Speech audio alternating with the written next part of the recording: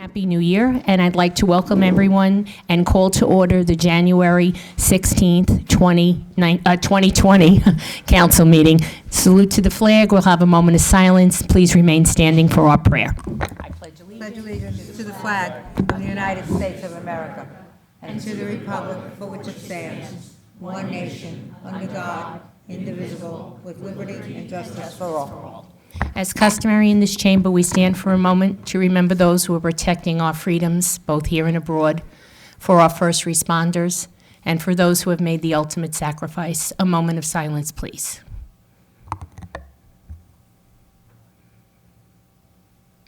Our prayer, Mr. Pasquitti.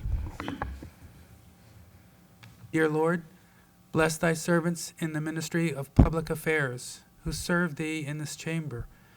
Give us quiet minds and hearts, that we may hear thy voice.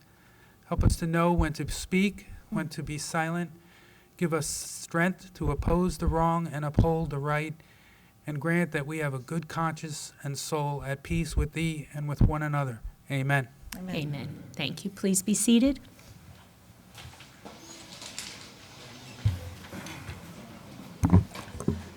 This meeting is being held in conformance with the Open Public Meetings Act. Notice has been given to the newspaper, and notice of the meeting has been posted in public places. Next open public meeting of the council will be held on Monday, February 10th, 2020, at 7:30 p.m. Thank you. Mrs. Brown. Here. Mr. De Palma. Here. And Dr. Greenberg. Here. Mr. Pasquetti. Here. Mr. Rizzoli. Here. Mrs. Walker. Here. President Soha. Here. 7 present.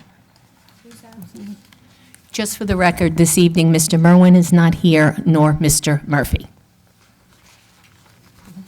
First thing we will do is presentations. To introduce 3 new police officers, Jeffrey Carabin, Thomas Penna, and Andrew Azanuzzi. Good evening, Mayor Henry. Thank you, everyone, and good evening. Happy New Year. It's always with great pride that we introduce to our public and to our council new police officers that have recently been sworn in. We have 3 officers I'd like to introduce you tonight that will be going to the academy. As far as it is my honor, as I said, along with Chief Volkert, I would also like to ask Acting Chief Joe Mandola to please join me as we introduce our police department's newest officers. These officers were sworn in on December 31st, 2019, and have committed to serving the public and providing safety to our community to ensure the better quality of life. As I said, they will be attending the Cape May Police Academy beginning on January 21st. Please keep them in your thoughts and prayers. It's going to be a very tough, difficult 6 months ahead. And it's at this time, it's my distinct honor to introduce them to you. I will start off with Jeffrey Carabin, badge number 267.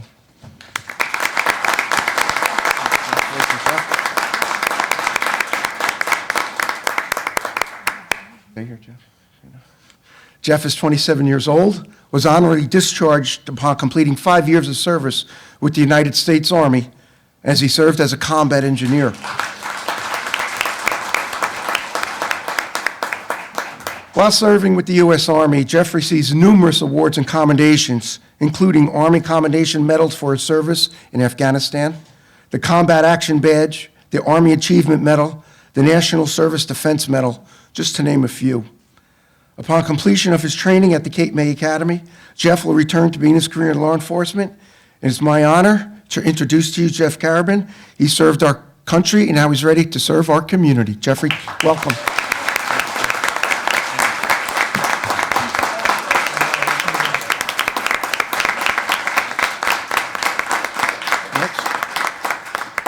Next, we have Thomas Paine, badge number 268. Thomas is 26 years old, holds a master's degree from the University of Rutgers in criminal justice. Thomas has served as an interim with the FBI and the Drug Enforcement Administration. Prior to his taking the oath of office, Thomas was employed by the National Inspection Service Analytics as a senior intelligence analyst. Thomas is ready to complete his Cape May Academy training and return to Old Bridge to begin his career in public safety, it is my honor to introduce to you Thomas Paine. Welcome aboard, Tom.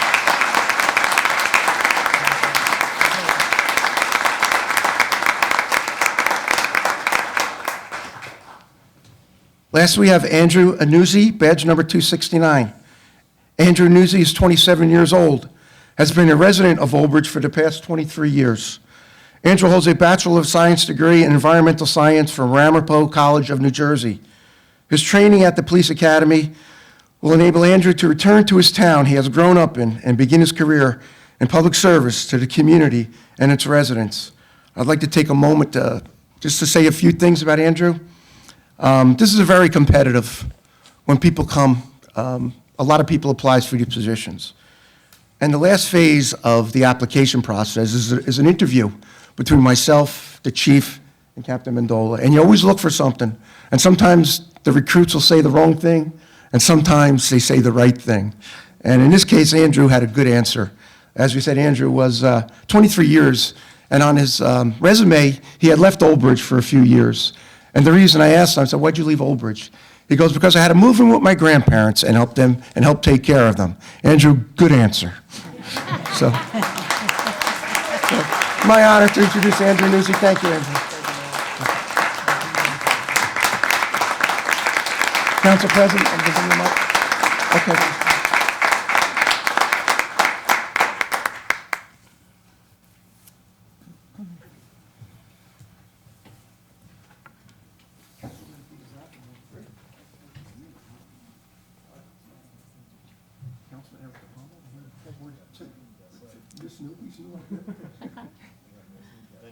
Is that Township Clerk, you know Stella? Mayor Silva, Council at Large, Council President. Congratulations and good luck. Thank you very much. Kenny Lozier. Congratulations and good luck. Councilwoman Anita Greenberg. Young. Nice guys.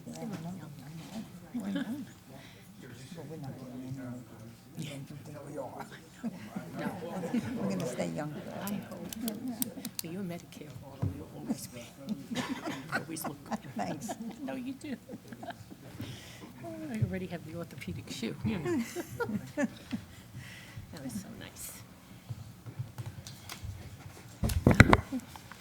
Thank you all, and congratulations again. We're so proud to have our new officers sworn in, and we wish them lots of luck in the academy, and we'll see you back here in Old Bridge. Thank you so much.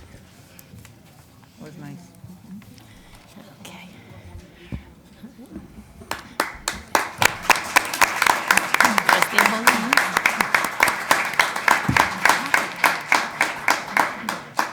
Very nice, very nice. Okay, thank you all so much.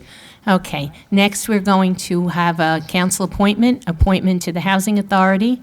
A 5-year term expires May 31st, 2024. Do I have a motion? Do I have a person that you're nominating? Tony Pescitti, Oh. Councilman Tony Pescitti. Second. All right, so nominated by Dr. Greenberg Belli, second by Mrs. Walker. Mrs. Brown? Yes. Mr. De Palma? Yes. And Dr. Greenberg? Yes. Mr. Pescetti? Yes. Mr. Rizzoli? Yes. Mrs. Walker? Yes. President Soha? Yes. 7 yes. Okay, next we'll have a presentation of the curbside recycling.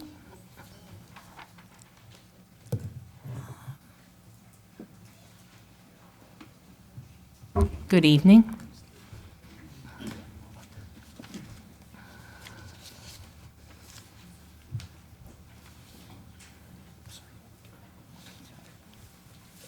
Good evening, everyone.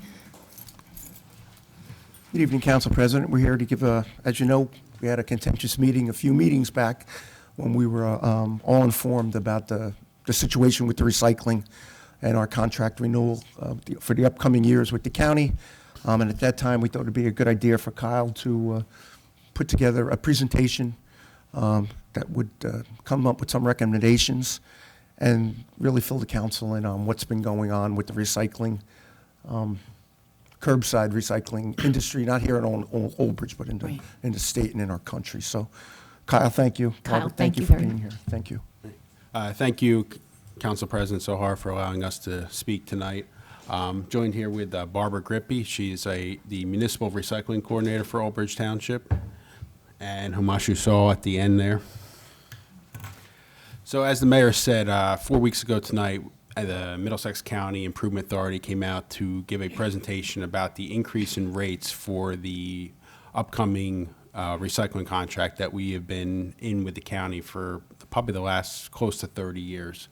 So we're going to review tonight, we're going to review curbside recycling as a whole, a little bit about the recycling center, and then we're going to jump into what other municipalities within Middlesex County are doing, just to give a better understanding to the council and to the public as to what's taking place with recycling. So in New Jersey, recycling became mandated in 1987. At that time, it was required that newspaper, bottles, and cans be source separated from the garbage and picked up curbside. Since that time, it has expanded to include numerous other products.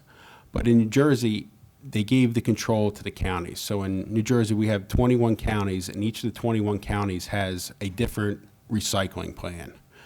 So here in Middlesex County, we are required for curbside pickup, required to recycle aluminum cans, bimetal cans, corrugated cardboard, glass containers, plastics 1 and 2, magazines, mixed paper, newsprint, and office paper. So how to recycle. Originally it started off as you would have 3 different containers you'd put out at the end of your driveway. You had your glass container, your cans container, and you would bundle up your newspapers. In the mid-90s, they went to a dual stream system, which was the glass, the cans, they started incorporating new products, plastic, anything that was more like a container that held something could be put into one container. And then your papers and your cardboard were put into a separate container. That was where dual stream came about. Then in the last 10 years or so, single stream became the popular way to go. The big reason behind this is that it's just much more efficient for both the residents and for the contractor or the municipality picking it up. You have one truck come down the street, all the material goes into that one truck. Residents have one container, they put all the recyclables in it. They don't have to think, oh, does this go in this container, or what container does it belong in?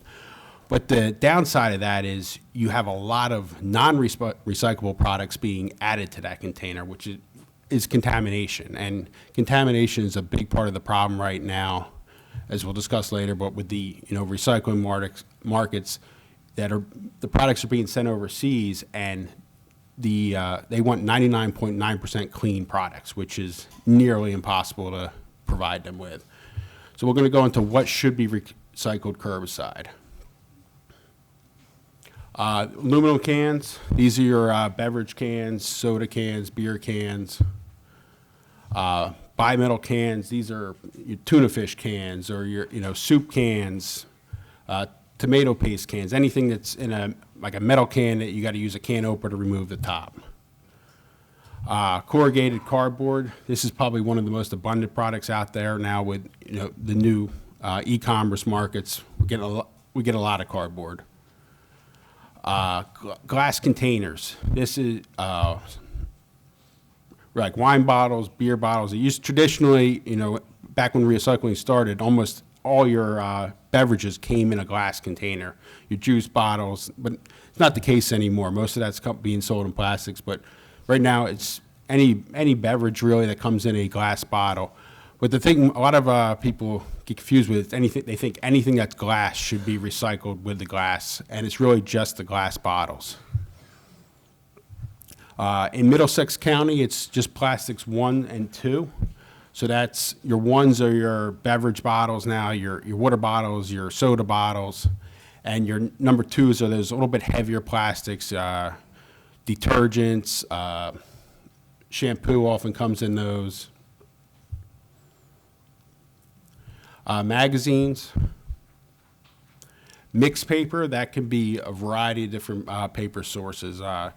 Cereal boxes, that would be considered mixed paper. The circulars that come in the Sunday paper, that's mixed paper. Paper egg cartons, that's mixed paper. Newspaper, that's just your traditional newspapers. Office paper is that higher quality white printer paper. And then we get into what should not be recycled curbside. Plastic bags, these can be either thrown out in the regular garbage or brought back to the grocery store. Shredded paper, even though it could be a high quality paper before it's shredded, once it's shredded, it's no longer has any value to the recycling market. Pizza boxes, these often get contaminated with grease and stuff, so these should just be thrown away. Any food items should be thrown away. Greasy food containers, they should be put in the garbage. Aluminum foil and aluminum pans, they're garbage as well. Styrofoam, that's accepted in our recycling center, but should not be put in your curbside bins. As I said previously, mirrors, dishware, glassware, though they are glass, it's a different type of glass, and they just should be thrown away. Wires, cords, hoses, tanglers, these are a real big problem for the with single-stream recycling. Everything goes into a sorting facility with conveyor belts and it's divided up from there. These long, like wires, strings, a lot of garden hoses, they get tangled in the conveyor belts, and the entire facility has to shut down for hours as they untangle this equipment. Batteries and bulbs, these are garbage. Syringes and needles should be properly disposed of. And pots and pans are garbage or could be recycled as scrap metal at a scrap metal facility. So in 2018, the Public Works Department applied for a grant through the county to conduct curbside inspections. We did these inspections throughout the late spring to early fall of 2019. We would pick different areas of town where we would do a first round inspection early in the morning, take a look at what was in the different curbside containers. We found that round one, we found that 79% of material was compliant. Anytime we found non-compliant item, we would put an orange tag on the recycling bin and just explain why these items should not be in there. When we would come back 2 weeks later, we found that we were at 92% compliant. So it was definitely a dramatic increase, but we did find some items that really shouldn't be in the curbside recycling. Crock pot was one of the items, scrap metal, light tubes, mirror, a lot of shredded paper, a lot of plastic bags, rigid plastics. These are often your toys or heavy-duty type of plastics. Your 5-gallon buckets, those are garbage. A metal pole, not sure what that is, and styrofoam. So outside of curbside recycling at the Township Municipal Complex, we have a recycling center where we accept scrap metal, styrofoam, electronics, motor oil, cooking oil. The second Saturday of the month, we do paint collection, part of the county program.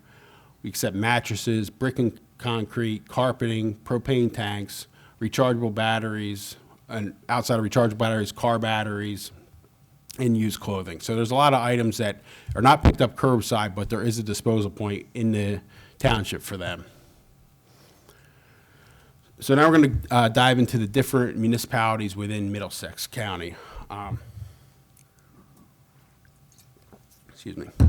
So there's 3 different types of methods for collection here in Middlesex County. We have in-house recycling, which is in Carteret, Edison, Highland Park, Metuchen, Perth Amboy, and Woodbridge.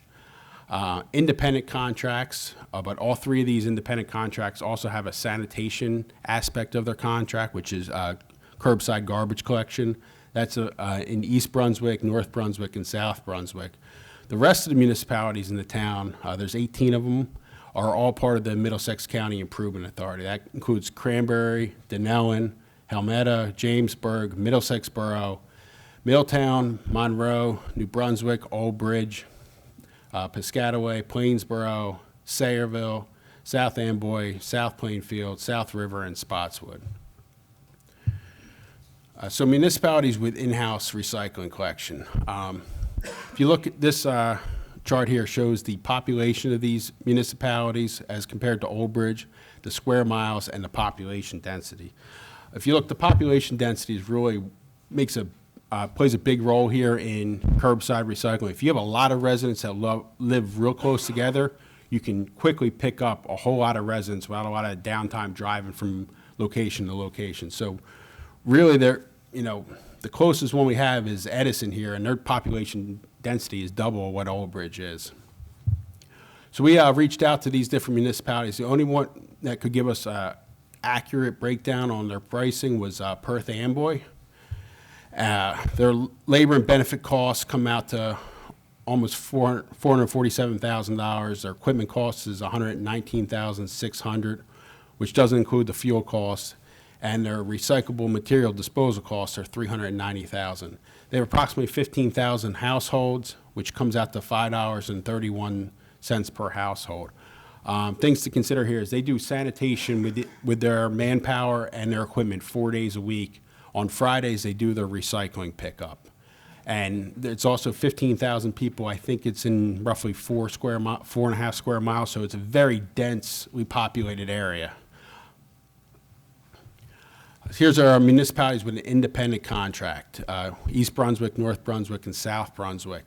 Their populations are all, I would say, comparable to Old Bridge. They're smaller, but they're more of a similar dynamic to Old Bridge here. With the outside of North Brunswick, they're all relatively large square mile areas. South Brunswick is, population density is a little bit less than us. And in East Brunswick, it's a little bit more. So we're kind of right there in the middle.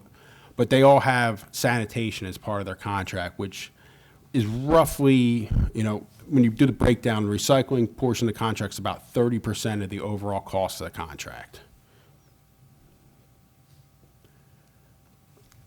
So East Brunswick awarded a contract in the fall of 2018 with Solterra.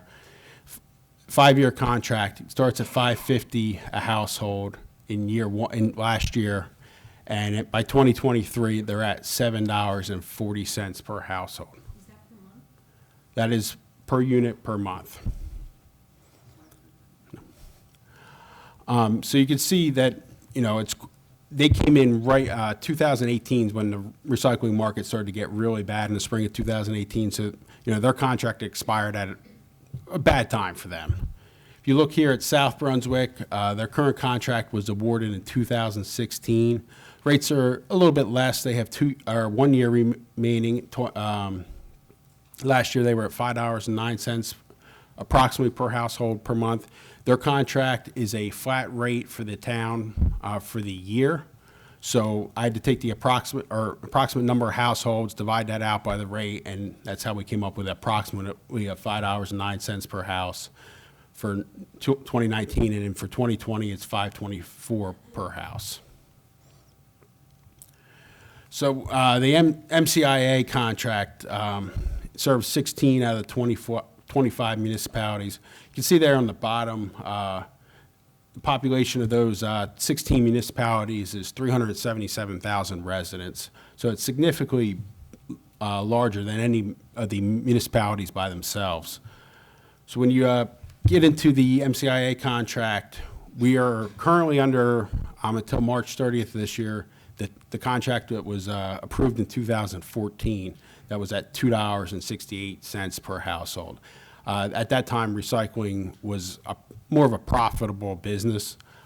The new contract through MCIA was advertised in the fall of 2019, and it came into $5.28 per household in year one. Year two, as was explained 4 weeks ago by the MCIA, that will be determined by market conditions. So here's a breakdown of the different municipalities I just spoke about. You can see this is where we are here's where we were in 2019. We were significantly less than both South Brunswick and East Brunswick. And now in 2020, we're all right in this same range. The MCIA contract is $5.28. South Brunswick was $5.24, I believe.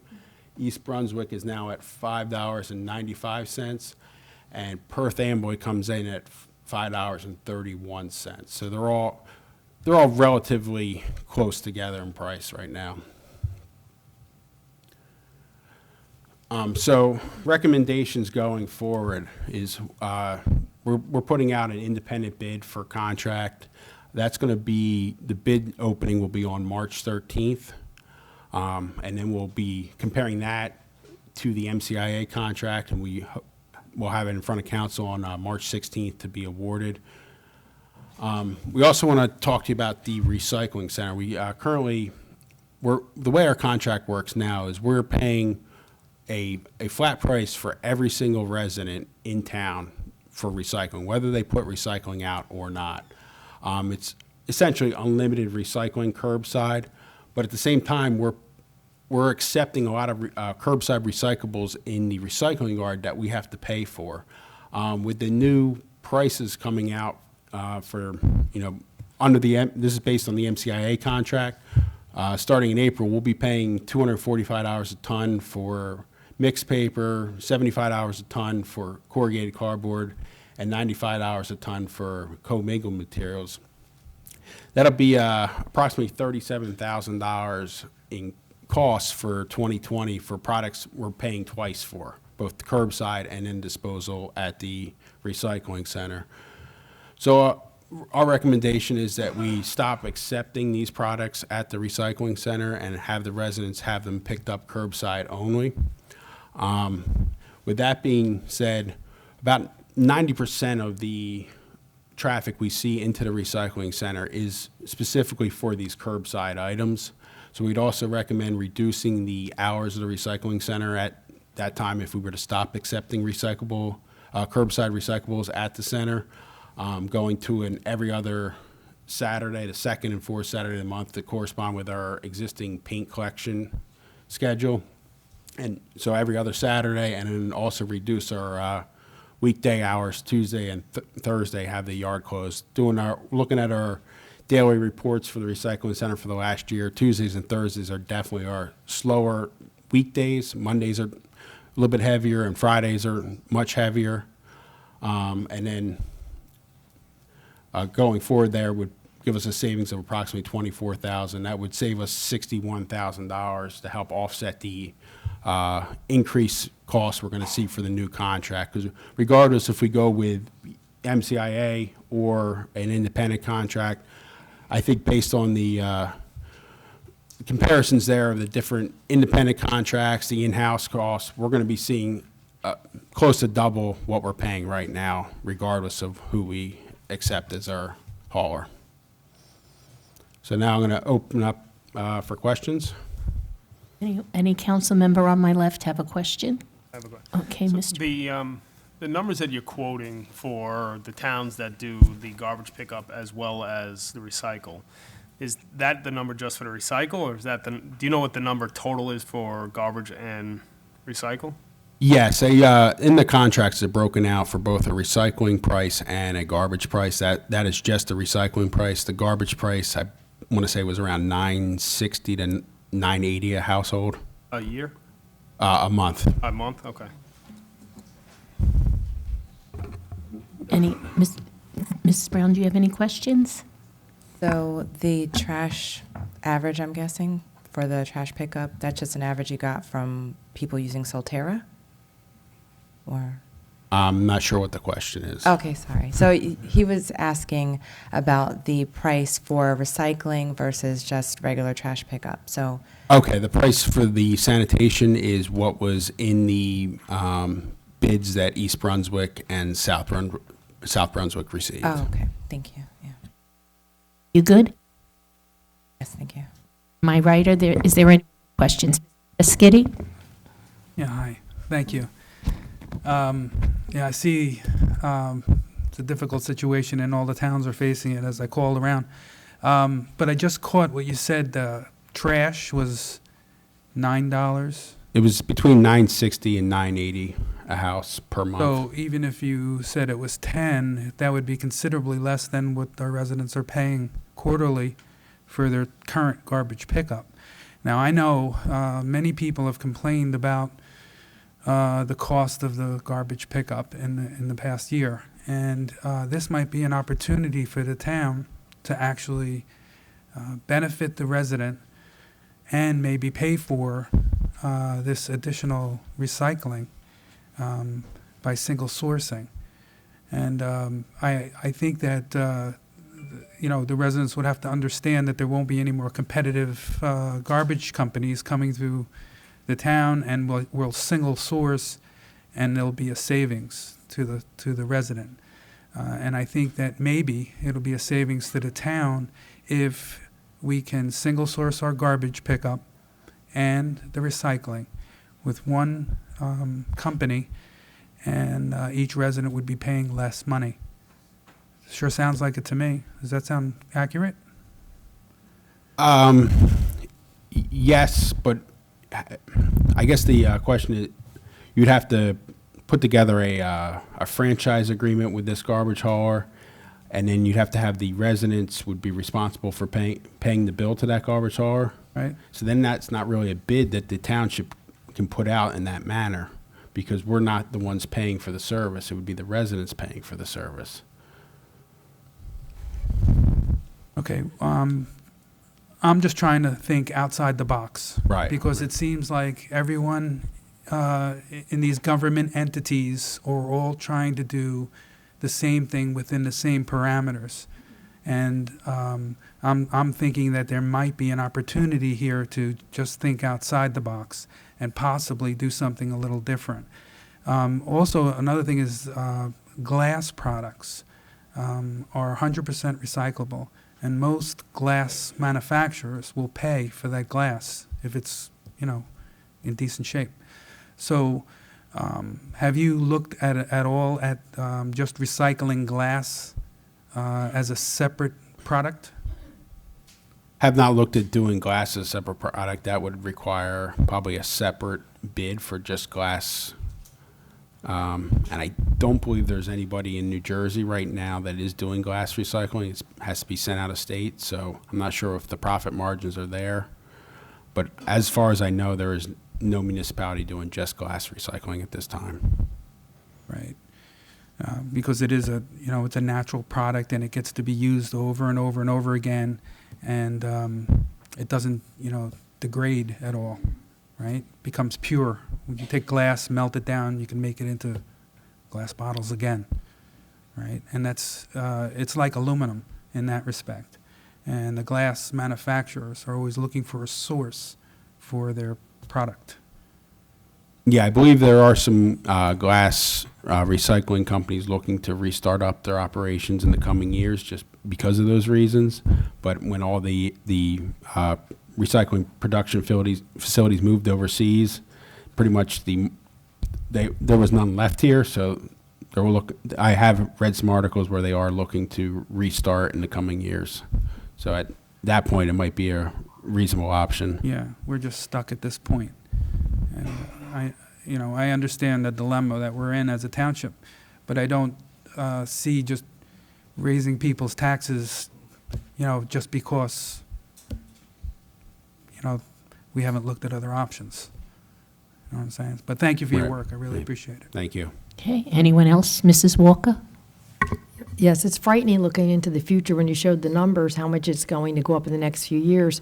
And I think now is the time that we're going to have to investigate other possibilities. I think this is beyond us.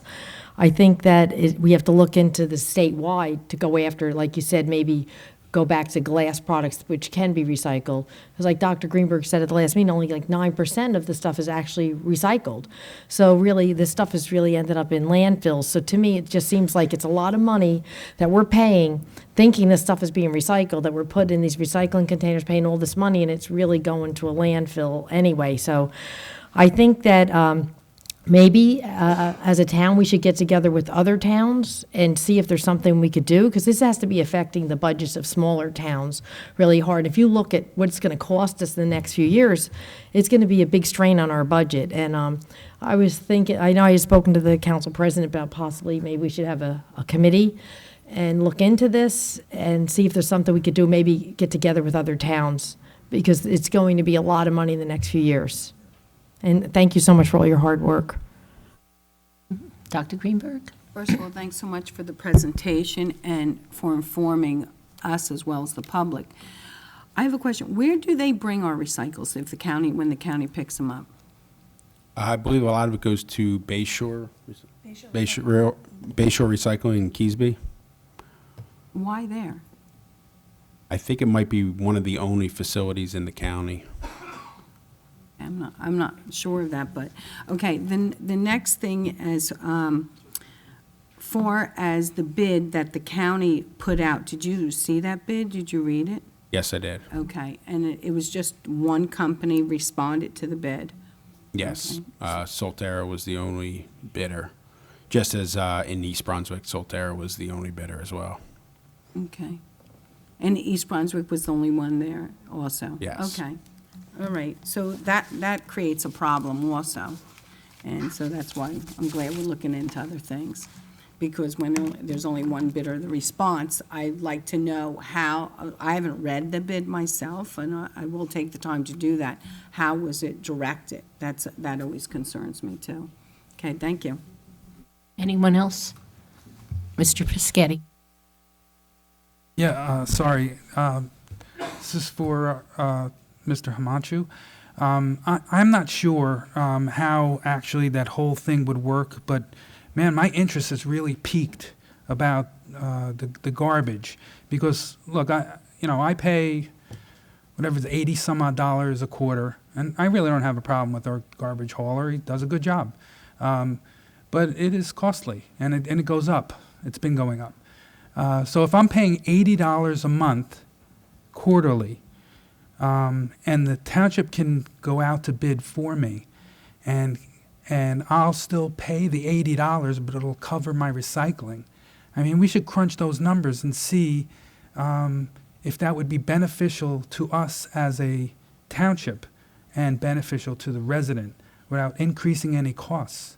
Because if we're going to pay for this recycling anyway, and people are already paying for their trash hauling anyway, why not give it a shot? Well, back in '90s, we had that where township was bidding out, half the town was covered by the township under the garbage district. The state, in their wisdom, eliminated a garbage district and put us out of that garbage district business and bid. The town tried to go through, just like a hauler, in a billing, separate billing for the garbage collection. And we had a huge problem with collections. We had almost $500,000 deficit in 1 year. And ultimately, council decided to completely get out of the business because half the town, we were only covering half the town. And when we tried, there was a talk about exactly what you're saying, but and the other town that had, a part of the town that had a private contractor, they had no interest in township getting involved. And so that's still probably a possibility. Now, I understand what you're saying, but if we were to go out for bidding, it will have to be a township-wide bid. It will have to be incorporated in a township budget, and we'll have to do collection in raising tax. So there's going to be a process of adjustment that we have to go through. And it gets complicated, but we'll have to bring all the management in-house because the contract management is going to be township responsibility at this point. All the complaints will have to be managed, tracked. So that is another issue to be, careful about. And then we'll have to go to the state, get an approval to make an adjustment to our budget. You can, imagine the amount that we'll have to incorporate in the budget, because the separate billing process will have the same problem we had in the past. We have inability to really collect those funds just, as we do with other utilities. So, but certainly it is something that we're looking into that. Kyle is looking into that. The council has expressed interest in bulk pickup, which can be combined into that. So there are positive things about trying to do that, but it's going to take some time. Those are not something we can just, overnight. Yeah, I understand, and I'm not advocating the township hire a whole team of garbage haulers and buy trucks. That's not what I'm saying. No, I understand. Even if we contract out, and we would go into the paying the contractor we'll have to incorporate that in our budget process. Why couldn't the same thing be done where the garbage hauler is actually billing direct to the resident? Why would he why would he want to go into the business where he, through the bidding process, and lower the cost? Because what I'm saying is that there should be a balance there somewhere, and if he's going to get the entire town, it's very profitable for him. I think that, I'm not sure if we can get into that type of arrangement with a private hauler, because that's a different, I don't know if we're authorized. I'll have to check with the legal department on that. Okay, thank you. Anyone else? One last question. I noticed the 16 towns that were in with the joint venture with Middlesex and MIC. What I wanted to know was, why do different towns pay different amounts per unit? Is it based on square miles, the distance, the population? Do you know why? Yeah. Within the MCIA, the rate is the same for each municipality. Okay. Yes. It doesn't matter based on the. It amount doesn't that matter do if they have and the 10 distance. households in the municipality or 18,500 as Old Bridge does. Each municipality pays the same, or you're billed for this, each household for the month. But do you know the difference, the comparison between the other entities then? In other words, there were some towns that, like Edison, they did their own. How do they come up with their price? Do you know like how they come up with the price that they use? And then, the other towns that use other carriers or anything? Edison's in-house, and we reached out to them, but they couldn't break out just the recycling aspect of their operation. They're a huge operation, does both garbage and recycling. So I guess there's a lot of crossover, the manpower and the trucks, so they couldn't break out what just the recycling costs were for that town. But they bring it to the same place that Middlesex does? Does it go to the same place too? I don't know where they take it, but we could look into that for sure, where the different in-house operations take their recycling. Yeah, that's what, I'm just curious where they bring it. Those has to be, all of those recycling center has to be state authorized, basically a transportation. There are not many. I would suspect that pretty much everybody in Middlesex County is going in one location in Middlesex County where they do the sorting operations. Each county pretty much has their own transportation, which then transport those to other countries, primarily to other countries, all the recyclable products. But there's two problems. The contamination is a big issue and rejections, and obviously the foreign market, which was subsidizing our operation, the cost, with the revenue that they were generating, has diminished, and it's pretty much throughout the state, same problem.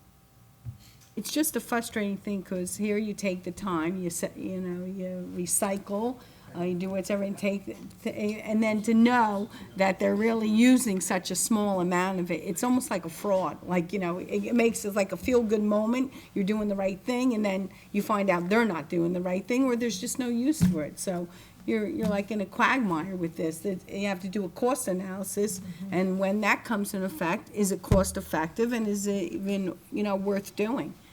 And so it's a big problem, because you want to be environmentally friendly and do the right thing, but you realize it's a waste. Just like in the medical field, the entities paid for carriers to pick them up, and you thought they were doing the right thing. You didn't know they were going to wind up in the ocean. I mean, that was, foolish. So here you're paying for a carrier to come get your recycling, and they're not disposing them in a way that in your mind you think's the right thing. So it really creates a dilemma here.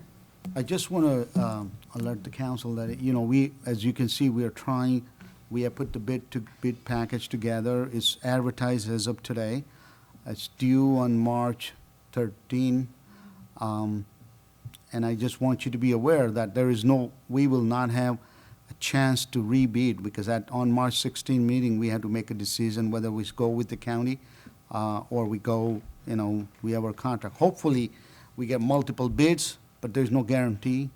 From what I seen from every other town and managers where we share information. It's pretty much same issue raised by everybody, all the towns, saying, they're getting single bid, the rates are going up. It's a statewide problem we're facing right now. What I'd like to know from the council and we want to start educating public, if we all agree that we shouldn't be paying twice on the same things. I'm not sure why, people wants to pick up all those recycling material and come to the town hall where they can just leave outside their home. I know it's 2 weeks, but we're double paying for same items. Because that household will not put outside the house, will bring it here, and we're still paying for that house, per house cost. And then we're paying for them to have a bulk pickup at the municipal complex. So we like to at least start with that savings and reduce I don't see the reason for them to bring it here. I think it is a good idea every time you could do savings, but in my heart, I would like to believe that everyone does put it out on the streets, and just when they decide to clean their basement or the garage or their attic or whatever, and it's overwhelming for it, and then they bring it, to the township when there's a large amount. It's important to get the information to the residents, so if we do decide to eliminate it in town, not that you're inundated at Public Works Garage, that people are coming there and saying, then complaining to you, we always brought it here, we've always brought it here, why can't we? And then certainly you worry about those people that then start dumping in other places too. So I always try to look at all sides before I make a decision, and really I think educating the public is very, very important. So I think if there was a way before we do this, if we do decide to do it, or when you need us to vote on it, that maybe there's a way to get, whether it's on the billboard, whether it's on our website, whether, when the next bill goes out, that information goes into the public so they, they understand it. Then hopefully you'll be inundated with calls and then figure out, what people want. And it really comes down, there's a cost for everything. What are people willing to pay? That's the whole thing. Without We don't want to do complaining. overnight stop. We want to start educating public and maybe change a couple of months, do the information blitz and get that word out, and hopefully we can see the reductions. And then when the contract changes in end of March, in April, is when we want to make those changes. So we'll make those information put out and see what the reaction is. I just have one quick thing. I was sitting here thinking about the figures. Old Bridge is going to be, I believe, $1.2 million. So you can imagine statewide, the probably billions of dollars this is costing statewide to recycle at only 9% being recycled. So as you can see, it's a very profitable business. I was just wondering if statewide there's anything that we could do as a body to maybe change their thinking over there, because it's costing the taxpayer so much money. You don't have to give an answer now, but I'd like to maybe try to think about that. Yeah, we're checking into that and see what the league, maybe through league, we can start, information out to the legislature. This, state is going to have to change the law, obviously. Yeah, sorry. Isn't there a new law that says that when the state mandates something that they have to fund it? Yeah. They're very good with that, avoiding that. It's a state mandate, state pays, but they have never even picked up the cost to date. So there is a law, they just don't follow it? Oh, state mandate, state pays. State But mandate, this state mandate is predates before that law was passed, so we will not be able to ask them to pay for the recycling cost increases. Yeah, okay. And the other thing was, the people that are now currently coming to the town to, this duplication of recycling, those are the people that you need to give a flyer to, right? Yeah. Okay, good job, thank you. Okay, anyone else? No? All right, I'll close the council comments by saying again, naturally, this is not an easy situation. I want to thank all of you for doing all this hard work, trying to, assist us in making some good decisions for the town.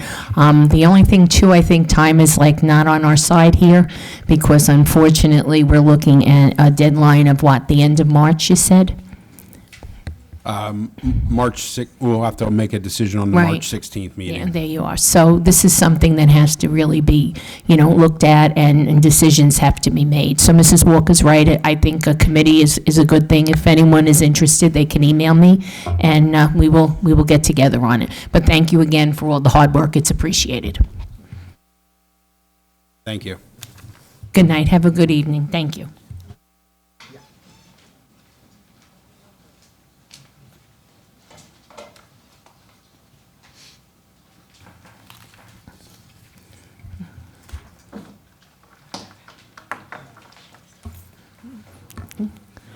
Next will be approval of minutes. There are no minutes to approve this evening? Okay, thank you. Next will be bill listing. Mrs. Walker? Accounts payable, January 13, 2020, $10,703,791.96. Do I have a motion? Moved by Dr. Greenberg Belli, second by Mr. Rizzoli. Mrs. Brown? Yes. Mr. De Palma? Yes. And Dr. Greenberg? Yes. Mr. Pescetti? Yes. Mr. Rizzoli? Yes. Mrs. Walker? Yes. President Soha? Yes. 7 yes. Payroll, January 3rd, 2020, $934,155.88. Do I have a motion? Move it. Moved by Dr. Greenberg Belli, second by Mr. Rizzoli. Mrs. Brown?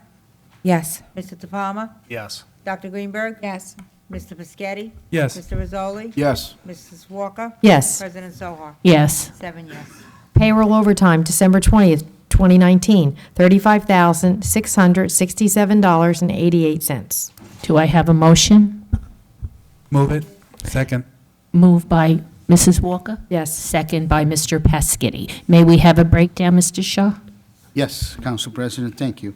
As Councilwoman Walker indicated, the total overtime for this pay period was $35,667.88. There was a small uptick in Public Works snow removal for the winter storm on December 16. For the Police Department, total overtime for the sworn officers' overtime was $23,453.67. When you deduct grant of $2,522.73, the net overtime is $20,930.94, representing 319 man and women hours. There was no special events in Police Department. Thank you, Mr. Shaw. Mrs. Brown? Yes. Mr. De Palma? Yes. And Dr. Greenberg? Yes. Mr. Pescetti? Yes. Mr. Rizzoli? Yes. Mrs. Walker? Yes. President Soha? Yes. Yeah, 7 yes. That concludes the bill list. Okay, thank you, Mrs. Walker. Next will be public hearings and ordinances for second reading. H1, Release Reduction Performance Guarantee, Michael Stasi, Red Shore Village, Residential Block 24000, Lot 29, application number 95-06Z. Good evening. Good evening. Good evening. Good evening. Happy New Year. With the firm Heilbrunn Pape on behalf of Michael Stasi and Red Soil Village with regard to this continued bond release hearing. Last time that we were here, the matter was tabled by one of the council members and no action was taken. We're working off of a report from Ms. Shapiro dating back to November, which has recommended the release of the performance guarantees, subject to a number of conditions, all of which your applicant or petitioner has agreed to comply with. The matter was tabled to allow the HOA's representative who was here and their counsel to work with Mr. Stasi's counsel, that his attorney that handles his HOA work, I understand there's been some communication from the HOA attorney, but nothing has changed with regard to the condition of the property. And as I did last time, Ms. Shapiro and her offices have conducted inspections and indicated that the improvements that were bonded were installed satisfactory, has issued a number of conditions which we accept. So as I have every time I've been here, I would ask that the council act favorably and release the bond. The HOA is clearly, they've been represented now. They're engaged in communications of some sort with Mr. Stassi's HOA counsel. They're protected. They have a lawyer. So I would just ask that after this time that you release the bonds. Thank you. Mrs. Shapiro? Council President, there's 8 conditions in my report that was dated November 14, 2019. The recommendations for the release that I did have in that memo, subject to those 8 conditions, still stand today as they did at the last meeting. I just want to make reference to a conversation that Mr. Emmanuel, the HOA treasurer, who was here last time, had with me afterwards.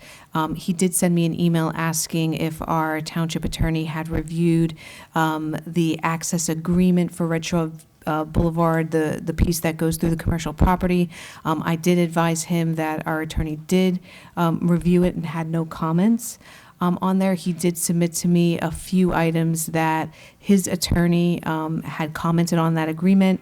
That is one of the 8 items that's listed in my memo dated November 2019. And one other comment he did have is the contract plans, or the plans that were in front of our planning board, did have or called out a 6-foot high fence around the detention basin that's out there. If anybody's visited this site, it's actually a 4-foot black chain link fence that's out there. I did find in my records from 2014 a letter. I'm There you sorry. Yep. 2014. There was a letter originally from Mike Stassi to his consultants on June 19, 2014, where he was basically asking to modify the fence and what would be permitted. That was to his consultant. That consultant then forwarded me that letter, and I responded to that consultant's memo where I was actually permitting a 4-foot high chain link fence. Typically around a detention basin, it's either a 4-foot high chain link fence, or we usually do for decorative purposes a split rail 4-foot high, and then what we do is we put a small gauge wire mesh that's sort of colored black so that you wouldn't see it unless you're really close up to it. In this case, they went with a black chain link fence, which is acceptable, and actually what our standard would be the 4-foot. We do that for 2 purposes. We're not permitted to put a 6-foot high fence in the front yard setback. So when you have a basin on its own lot, that fence is almost up against the property line. So we don't permit that because we don't want that closed-in feeling, or it's not really aesthetically pleasing to have that 6-foot high fence. We give the developer 2 choices, which is the split rail and the chain link fence. Some would argue one is more economical than the other, or better to maintain. A chain link fence, technically, I would think is better to maintain than the split rail. They did install that. It was approved administratively from my department, and that was one of the comments as to why. Mr. Manuel said, why was it not the 6 feet as approved per plans? And that's the response. Thank you very much. And now I'll bring it to the public. Is anyone in the public wish to be heard on this bond release? And seeing no hands, I will close the public portion. I will now go to council. Does anyone have any questions? Mr. Pasquetti. Yeah, so Ms. Shapiro, are you satisfied that all of the requirements for them have been fulfilled, including the commercial portion? Well, everything that was bonded has been completed. To my right, I have Marty Miller, who is from the Alimo Group. He's actually a professional engineer that was assigned to inspecting the property. All bonded site improvements have been completed. There's 8 items that were listed in that memo that I had created dated November 14th, that's subject. They are subject to those 8 conditions. So for example, one of them is that access agreement between us, the HOA, and the new property owner gets executed. So although the council might say tonight, okay, let's release it, they have to meet the 8 conditions in this report before they get their cash portion of that bond back. And until then, that doesn't happen. So the answer to your question is yes, they completed the bonded improvements, and their release tonight, should the council look favorably on them, would be subject to these 8 conditions. Thank you. Anyone else? Seeing no hands, do I have a motion? Move it.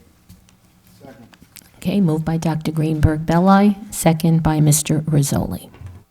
Mrs. Brown? Yes. Mr. De Palma? Yes. And Dr. Greenberg? Yes. Mr. Piscatty? Yes. Mr. Rizzoli? Yes. Mrs. Walker? Yes. President Sohar? Yes. Thank you 7 very yes. Thank you. Have a good evening. Okay, thank you very much. And you have a nice evening. Thank you.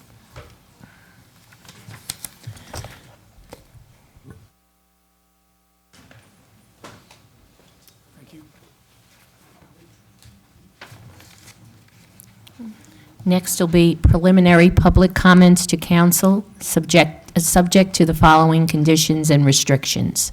During the preliminary public portion of the meeting, any person may address the Township Council on any subject matters for a maximum period of 5 minutes. Any such person desiring to speak during the preliminary public portion shall first sign a list maintained by the Township Clerk for such purpose.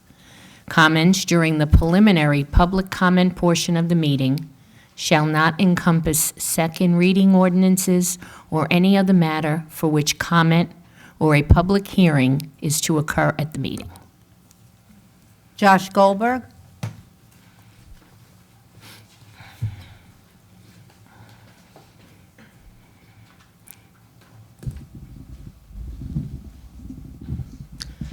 Good evening. Good evening. Josh Goldberg, Glenwood Apartments. I'm here tonight to talk about the lack of civility at the town council meetings, a situation that seems to be snowballing out of control. Sometimes it comes from both sides of the dais, but I put the onus on the council to set a better example. Because some of what's coming from this side of the dais is clearly from those who feel emboldened by what's being permitted to be said on your side. Every town council meeting starts with the Pledge of Allegiance. One nation, under God, indivisible, with liberty and justice for all. Then I hear too many council members preach division and their assertions that liberty and justice is most certainly not for all. Every town council meeting begins with a prayer which says in part, "Give us quiet minds and hearts that we may hear thy voice. Help us to know when to speak, when to be silent. Give us strength to oppose the wrong and uphold the right." Then I watch as too many council members proceed as though they didn't even hear the prayer. At every town council meeting, council members express a general support for law enforcement. Well, just a few weeks ago, New Jersey Attorney General Gerbier Graywall, the chief law enforcement official of the state, had this to say, quote, "All of us, especially those of us with public platforms, must be responsible for the words we use. From Charlottesville to El Paso to countless foiled attacks in between, many of the perpetrators of these terrible crimes were influenced by the language of our public officials. Comments do lead to conduct. The risks of reckless rhetoric are simply too great in today's charged climate, especially given the easy access in some states to weapons of war. When public officials dehumanize our immigrant brothers and sisters or appeal to coded language and anti-Semitic tropes, we must call them out and demand better." Unquote. I'm here tonight not to ask you to stop saying the Pledge of Allegiance, but to be mindful of what it is that you pledge. I'm here tonight not to ask you to stop saying the prayer, but to aspire to it. I'm here tonight not to ask you to agree with the Attorney General on everything. I'm here to say that if you only listen to one thing our chief law enforcement official has to say, his statements that I quoted earlier is well worth your consideration. In recent years, there has been a lot of hostility and hatred expressed in this room, often in extremely inappropriate ways. Again, sometimes it comes from this side of the dais, and way too often it comes from yours. But the onus is on the council. The council is obligated to set the example of decorum and to enforce that decorum. Thank you. Thank you very much. Roseanne Andrews.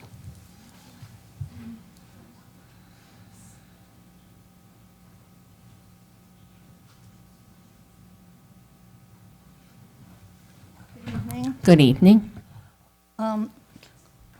I will not be intimidated or threatened by any member of this council or anyone in this chamber to keep me from speaking because they have a problem with what I say. I don't know. Those of us who Excuse me. spend approximately 2 evenings a month attending these meetings do so because we're interested and want to be informed about what is going on in the community that we live in.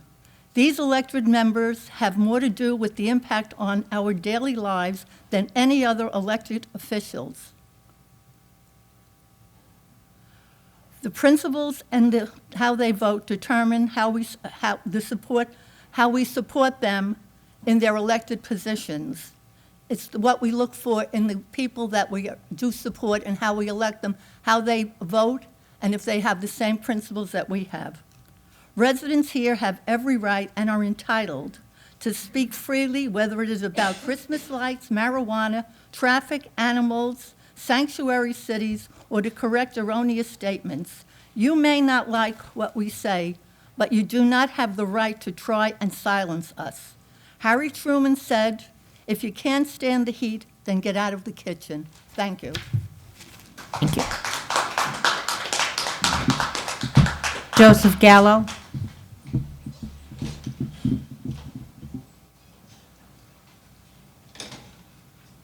Good evening.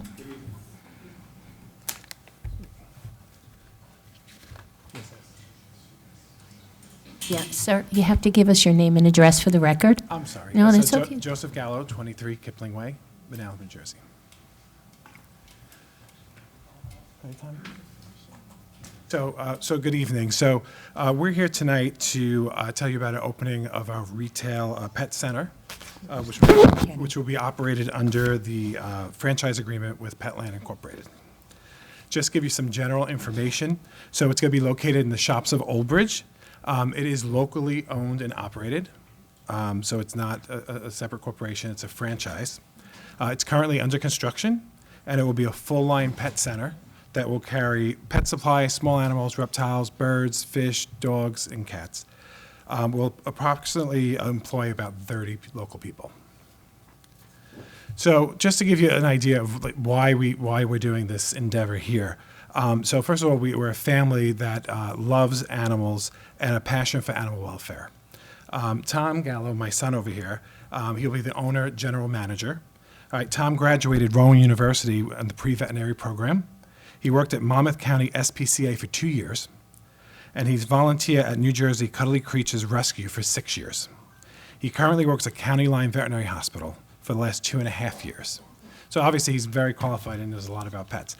But Tom has seen, while he's been doing all these things with pets, he sees a lot of different things that are going on. Right? He sees local families purchasing puppies from unregulated internet sources. If you go on your phone right now and put in a Yorkshire Terrier, all the advertisements you're going to get are internet.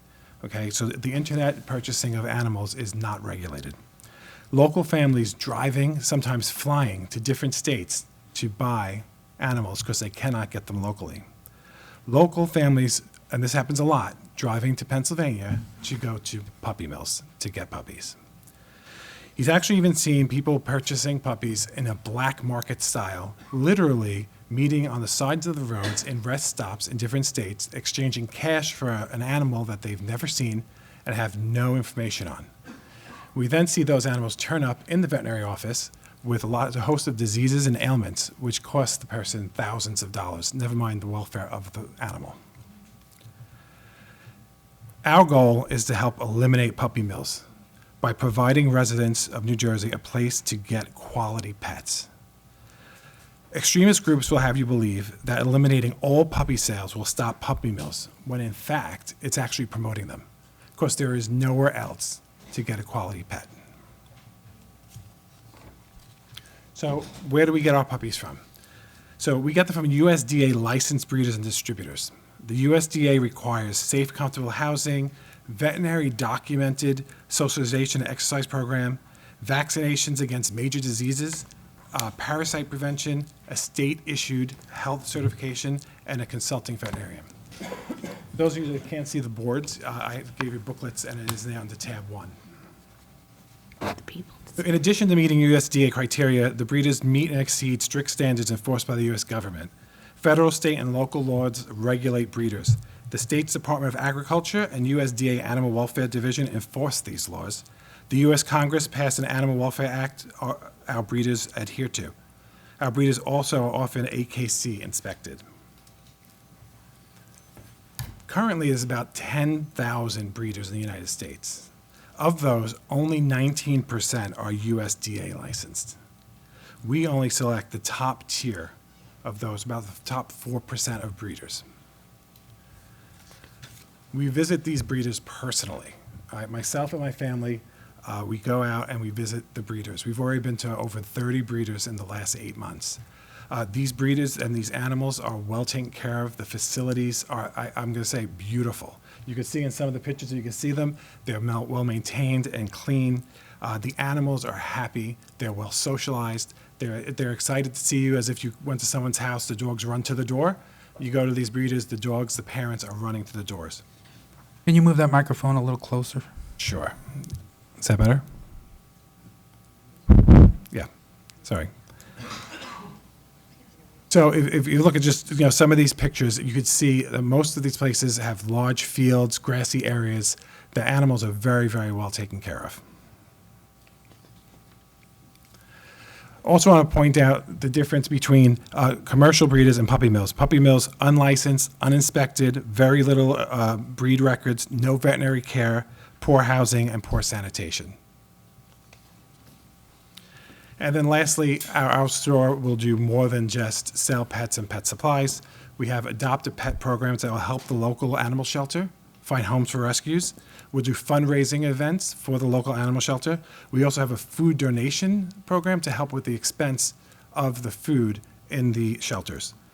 Pets for a Lifetime, a customer buys any pet at all, and for some reason they can't take care of that pet, we will always take that pet back. Also, a lot of charities, we do service canine. I know Old Bridge currently doesn't have a canine program today, but in the future, this is something that we can help support as well. And then the Pets in the Classroom program, as well as several charities to include St. Jude's and Make-A-Wish Foundation. So that's basically it. We just want to let you know what the shop is. We're scheduled to open hopefully soon. It's under construction. But again, want to just make the difference between registered, licensed distributors versus puppy mills. So our goal, again, by doing this and giving our residents an option to purchase pets that are quality pets, will help hinder the use and the puppy mill industry. Perfect timing. Thank you. Thank you very much. Thank you very much. Thank you.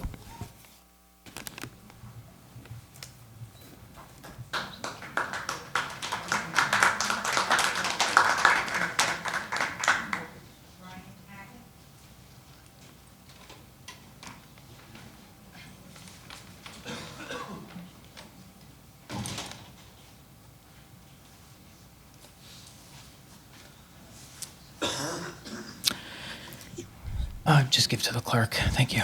Good evening. Good evening. My name is Brian Hackett. I'm the New Jersey State Director with the Humane Society of the United States, 700 Professional Drive, Gaithersburg, Maryland. I am a resident of New Jersey and work full-time for HSUS and our animal protection priorities in the state. Forgive my appearance. I have 3 holes drilled in my knee. I really didn't want to come here tonight, but I hope that underscores the importance of what I will be presenting to the council. The presentation that was given was a very nice presentation, and I'm truly wondering, I have to tell you in all honesty, I'm absolutely flabbergasted that this is the type of company that wants to open up in New Jersey. Unfortunately, I have to assume positive intent and that these good people may have been duped by a franchise officer. Safari Stan's Pet Center is a part of the Petland Corporation, which is the only one of the 25 largest pet retailers in the country who still continue to sell commercially bred puppy mill dogs and cats in their retail establishments. So let me be clear that it is an outlier. It is the exception, not the rule, for pet retail businesses to sell cats and dogs. We've gone from 45 pet stores that sell cats and dogs in this state to now half of that, 22 in under 10 years. There's many reasons for that. You've heard that they're only going to source from the USDA breeders. That's like saying every single person with a driver's license is a wonderful driver. Even the standards of a USDA licensed facility are atrocious. Animals can be kept in wire cages 24/7, 365 days a year. They don't need regular veterinary care. I can go on and on. These are conditions that if you kept your dog in these conditions in New Jersey, it would be considered animal cruelty. Further, Petland, the parent corporation, we've never had a Petland in the state of New Jersey, and I never thought we ever would. Safari Stands, there's several of them in the Northeast, and Petland Corporation is having these franchises open because they're not, people don't realize they're under Petland. We have done 7 undercover investigations in all different parts of the country where there are Petlands. I've emailed the council the results of all of those undercover investigations. While the location changes, the results are always the same. Outrageous treatment of animals, sick and dying animals, staff that are leaving animals to die. I'm not saying these individuals are going to do that. I'm simply saying that this type of business and this type of business practice is not one you want in Old Bridge.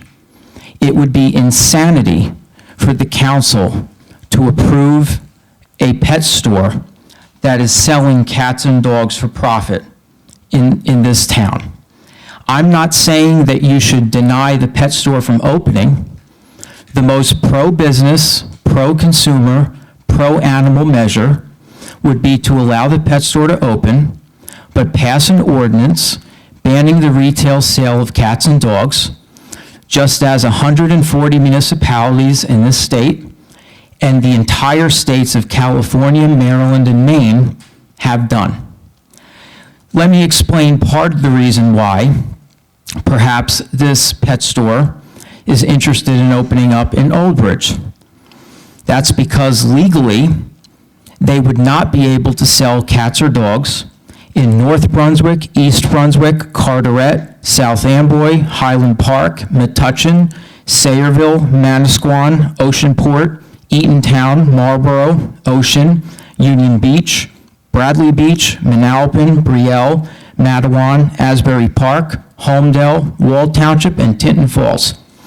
So those are the towns in Middlesex and Monmouth counties that have banned the retail sale of cats and dogs. They allow pet shops to open. They just have to function the way that the overwhelming majority of pet shops function, a humane, responsible business model. Thank you.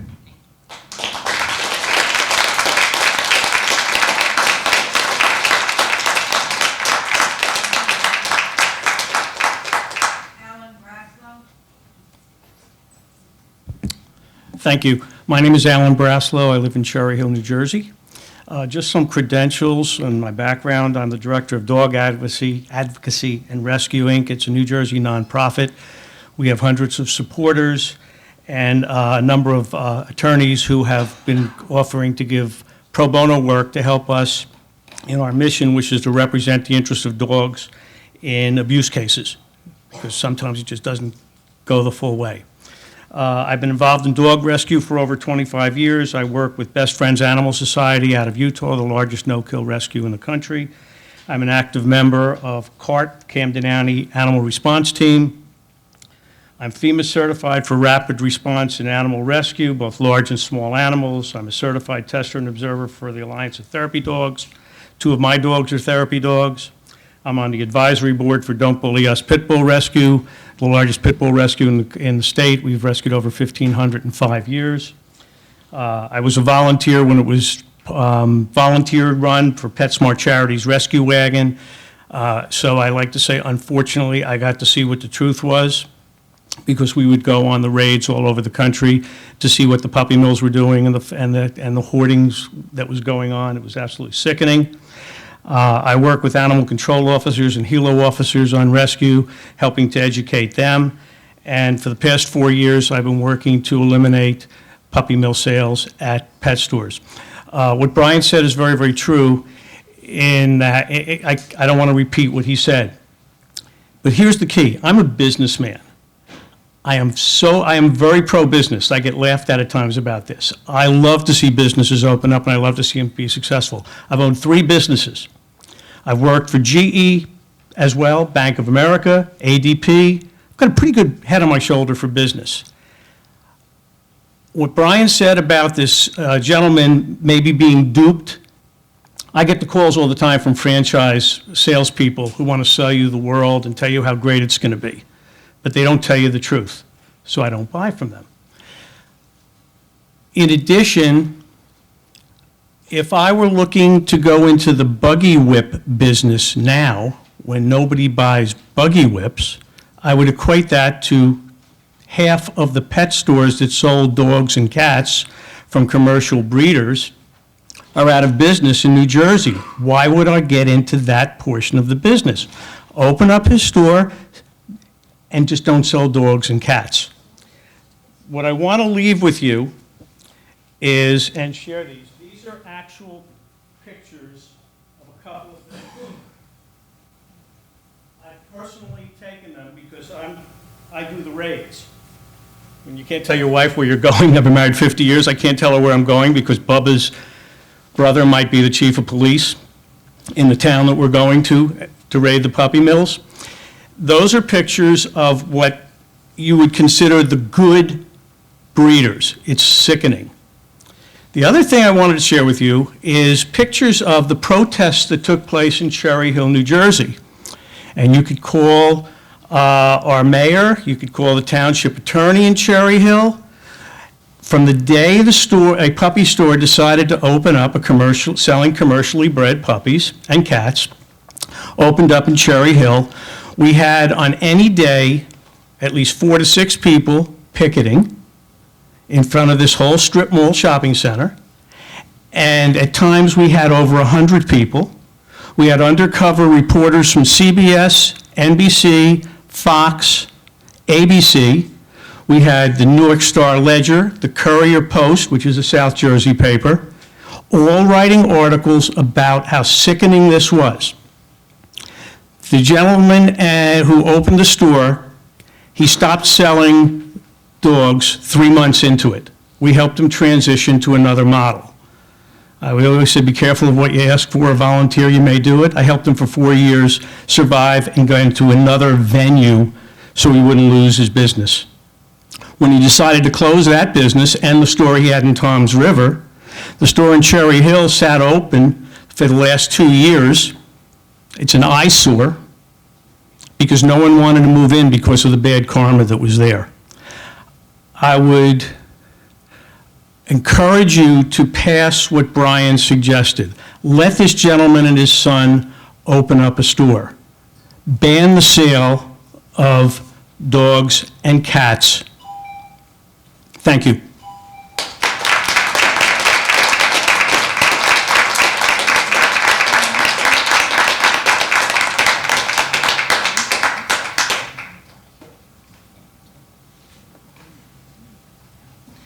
Good evening.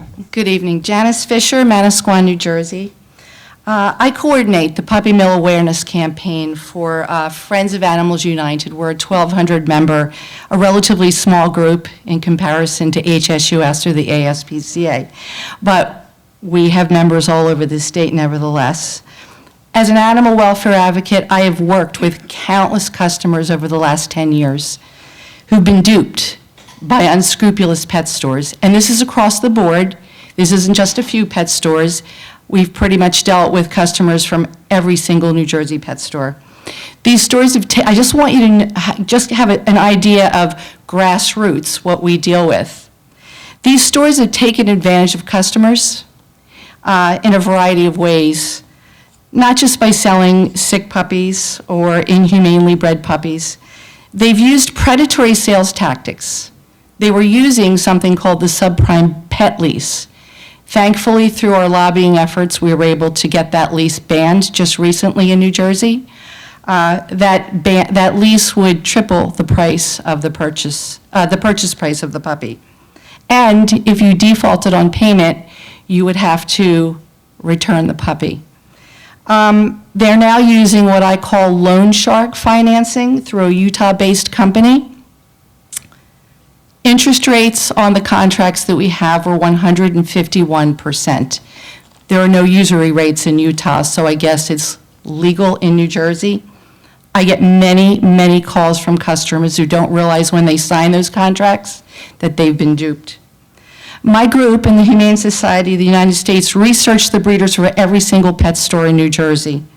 And what we found was these stores were purchasing puppies from breeders who were cited by the USDA for Animal Welfare Acts, violations, I apologize. Those violations were prohibited in New Jersey, and they would have made their customers cringe if they knew the truth. I have all of the documentation. I'd be willing to send it to you because you would cringe yourself. I'm not saying that all breeders are that way. I am saying that the majority of pet stores in New Jersey are buying from these breeders, and I don't see a Petland offshoot doing any different. So, a couple of examples of these violations: ear and eye skin infections, lesions, severe dental disease, contaminated food and water bowls, dogs and puppies shivering in outdoor enclosures in the Midwest. And 2 breeders were actually euthanizing their dogs by gunshot to the head. These were breeders being used, that pet stores were sourcing their puppies from. If you or I kept our pets in these conditions, we would be charged with cruelty. But yet all of us seem to turn a blind eye to these companion animals. We consider them nothing more than an agricultural commodity. They breed so that their puppies can be sold to pet stores throughout the United States. And thankfully, as Brian Hackett said, many states, 140 of our towns have realized this is not the kind of business they want in town. I want to say one final thing. There's an inherent risk with the town licensing a pet store that sells puppies and kittens. Many of these towns have been forced to spend an exorbitant amount of time and taxpayer dollars on multiple investigations, license revocation, and court proceedings because these pet stores violated health codes, consumer fraud laws, and I don't think that the public is happy about their taxpayer dollars being wasted on this type of a business when the majority of people are educated today and they really don't want that kind of a business in town. Our ordinances have been overwhelmingly supported by the public. So I respectfully ask you tonight to consider allowing the pet store to open and to have a successful business like there are many other stores in New Jersey that are selling other small animals. They're doing training, they're doing boarding, they're doing grooming, they're selling high-end products, low-end products, and they're tremendously successful. Thank you very much. Thank you. Gary Wexler. Evening, my name is Shari Wexler. I live at 4 Erin Lane in Old Bridge. I'm a resident, I'm a taxpayer, and I do not want this pet store in my town if it's going to sell animals. I've been in rescue and shelter and animal advocacy for 23 years. I don't know a lot about a lot of things, but I do know about animals in this regard. Everybody else has given you the argument. I'm going to speak specifically to how this is going to affect Old Bridge. We have an excellent shelter.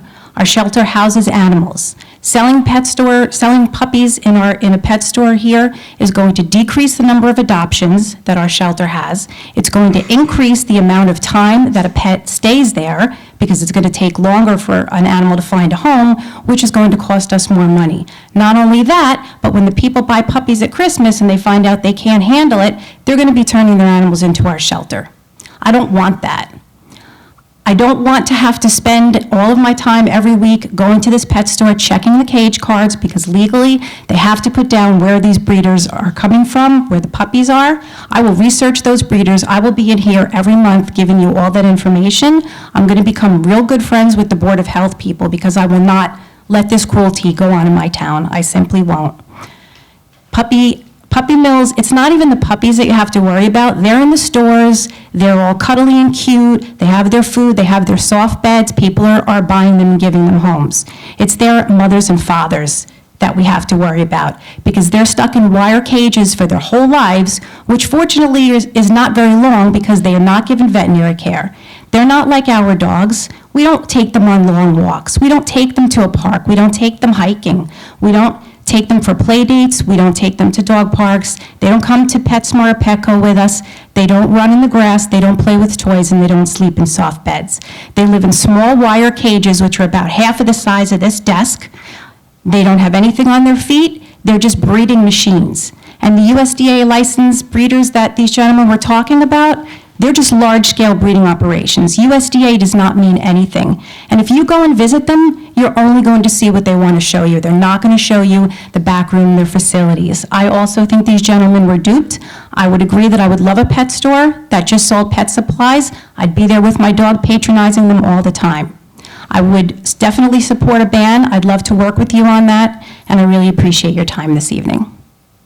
Thank you very much. Ellen Coy.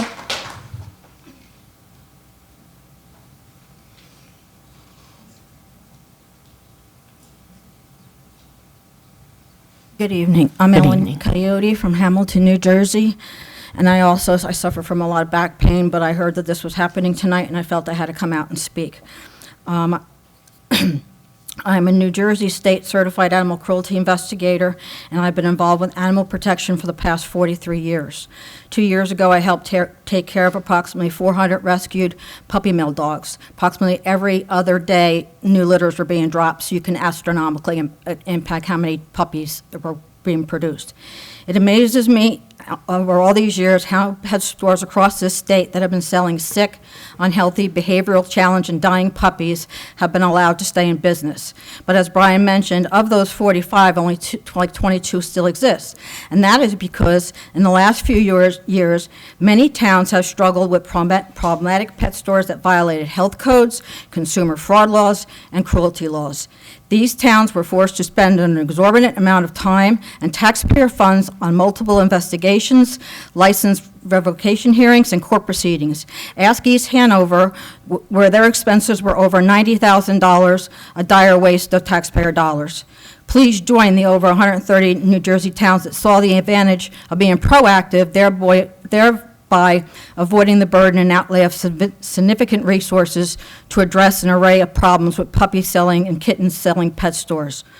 All it takes is for evil to exist is for good people to do nothing. This is not about business. This is not about regulation. This is not about choice.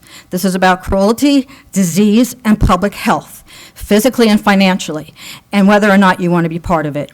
Consumers are tricked and deceived into supporting the cruel USDA commercial breeders that these New Jersey pet stores are required to acquire from. Commercial breeders, USDA commercial breeders, puppy mills, they're the same thing. They keep trying to make they're something separate, but it's the same thing. Unconscionable are all the complaints, negative reviews, and unsavory practices perpetrated by these employees and owners of pet stores. I won't even go. Okay, now in the New Jersey store, not all, occurring right now in New Jersey stores, misrepresented is the Consumer Pet Protection Act. And that is whether the dog is sick or dies, about refunds, exchanges, reimbursing vet bills, and everything else. I did a little research today on the internet about Petland and their records of sick and dying animals, what people have to go through, and they usually don't get their money back. They're offered an exchange, and they're required to buy $30 of merchandise every month for a year, and all these outstanding practices. Please do your due diligence and just look up on the internet. From the Washington Post to the USDA has all the articles about, I can't pronounce it, I think it's Capopartilia bacteria that Petland alone has been personally affiliated with, that has affected consumers that buy these puppies and the employees that work there. And if you have contact with a person who attracts that disease, you can get it too. So it's just, this is the New Jersey Purchase Protection Law. It's one of the stringent laws in the country. Unfortunately, it's not enactable right now because with a lack of transparency since February 2007, the Trump administration has closed down the database to research these breeders. And just to know, if I run out of time, this is what a USDA licensed breeder is allowed to is qualified. Just number one, the cage size must be 6 inches bigger than the dog on all sides. Imagine being in a microwave your whole life. USDA regulations don't mean squat. The laws that they follow were from the Animal Welfare Act from 1966. This is a 54-year-old law. Even if a breeder complies with all these USDA requirements, which don't mean squat, a breeder can keep animals in extremely inhumane conditions. The USDA has been committed to serve and protect the nation's farmers, since the owners of puppy mills are puppy farmers and puppies are their crop. If you look at the Inspector General's report from 2010, the USDA is farmer-friendly and admits to deficient and problematic record in the inspection of dog breeding facilities.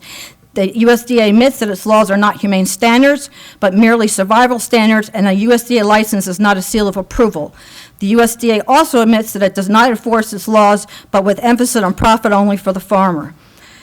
I just want to say once, stemming the flow of animals, please do not encourage this industry to come to your town. Yeah, you have. Thank you very much. Like a Christmas tree. Larry Cohen. How many more? That's it.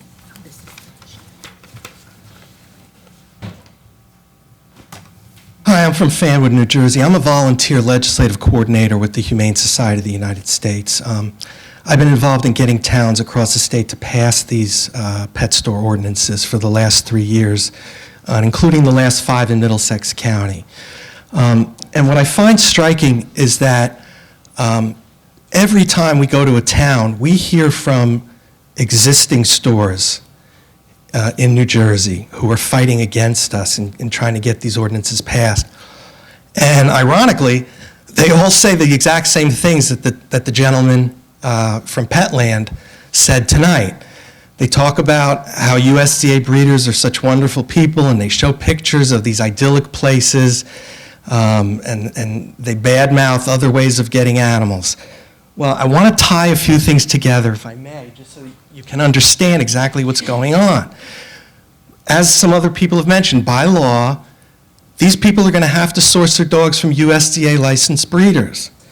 And by law, USDA licensed breeders are regulated by the Animal Welfare Act, which, as you've been told, allow these things. These are all allowed. A USDA breeder can do all these things to their animals.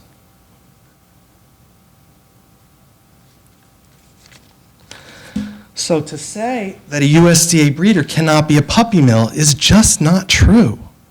It's just not. Puppy mill is a descriptive term. You can use that for anybody, any type of breeder.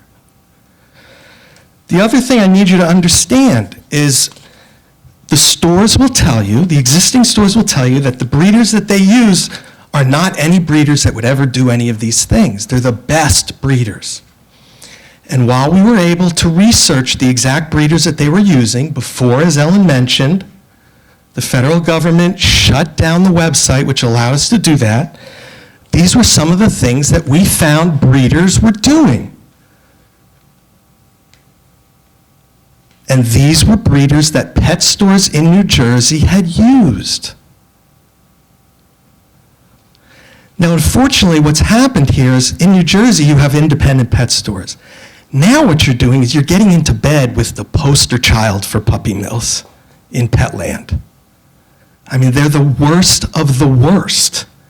The Centers for Disease Control has twice linked them to a drug-resistant disease called Campylobacter. That's what Ellen was trying to say, which can be transmitted to humans and has put dozens of humans in the hospital in multiple states across the country. This is not limited to one or two stores. This is system-wide. This is how Petland operates. And again, just so you understand how these breeders work, 10 Petland stores have bought from a broker called Tiffany's LLC. She's been on the list that the Humane Society puts together, the 100 worst breeders in the nation. Not because of her USDA reports, which you can't find anymore, but because of state reports, which found out that in 2018, 35 dogs in her care died. Petland has sourced from another breeder called Milton Lewis of Newport, Nebraska, who's also been on the horrible 100 list. Again, not because of his USDA reports, which you can't find, but because of his state reports, which included things like a puppy with his leg ripped off by another dog, and 14 puppies euthanized because of, quote, a lack of buyer interest. They sold a dog to a gentleman for $8,000, and he had no idea that this was going on with this breeder. So I really urge you to think about what you're doing here. You're not just going into business with these two gentlemen, who I assume are fine people. You're going into business with a horrible, horrible company that is linked with a corrupt and broken system of huge commercial dog breeders in a different part of the country that you will never get to see, whose puppies are trucked to New Jersey and sold to unsuspecting buyers. Please, think about what you're doing here. Please. Thank you. Thank you very much.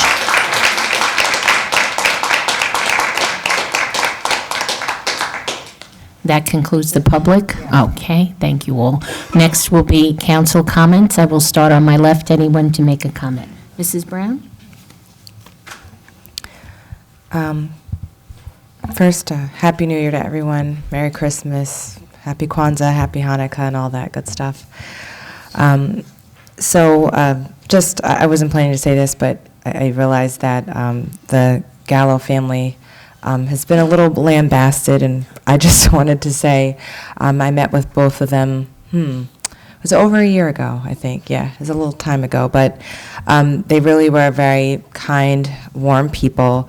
I do understand the concerns of the animal rights activists that are here, but I hope somehow, some way you can, let's see, I'm trying to find a good word. Perhaps maybe work at the store, I don't know, do something that will put you at ease a little bit more. Also understanding that they are a business. I've met with them personally, and I've seen that they do care about animals. That's why they're choosing this as a business. So, but again, I'm trying to hear both sides, of course. But that's not what I was initially planning to talk about. I wanted to just make a fairly quick statement. I know every year many people come up with a New Year's resolution, and I don't really do that because that's pretty short-lived for most people. But what I would suggest for our council as a whole is to basically realign or redirect ourselves. I do agree with the statement made by one of the constituents that came up earlier. I think for years there has been discord with the council before I even arrived here, but I see that it's continued, and my hope is that it changes going forward. It's a new year, it's 2020, new decade, and I certainly hope that we can conduct ourselves a bit better. So I will say that I did come here with a different voice. I have a different perspective for multiple reasons. Not to talk about anybody's age, but I'm like one of the youngest people up here. I mean, but I'm not a spring chicken, so that's not putting anyone else down. But, I think that offers a perspective that we need, and I hope that we continue to get newer voices up here, regardless of their age, regardless of their background. I think different voices, for instance, if we had an animal rights activist, would help, because then we'd get that perspective as well. But that also being said, I think the fact that we're here shows that we have some level of tenacity, perhaps a little bit of feistiness at times. And I will be the first to admit that I have been feisty myself up here, but it is because I'm super passionate about humans and human rights. And I am one of the only people up here that has children in the school district here.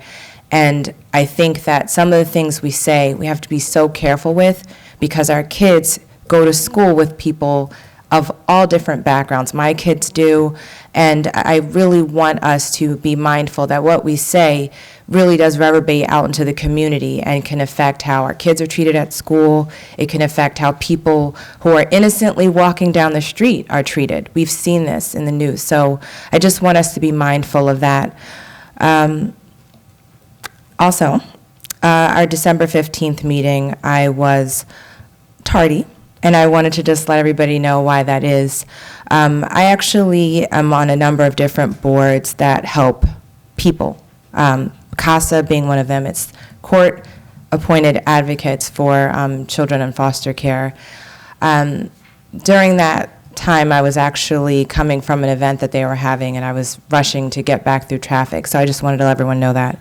CASA actually helps children in foster care by one really big way, which is we have advocates that go into the court system and speak for these children because they really don't have a voice of their own. So we kind of take for granted that if our kids need piano lessons or new socks or an inhaler, we could pretty much do that, but these kids can't. They can't really speak up for themselves.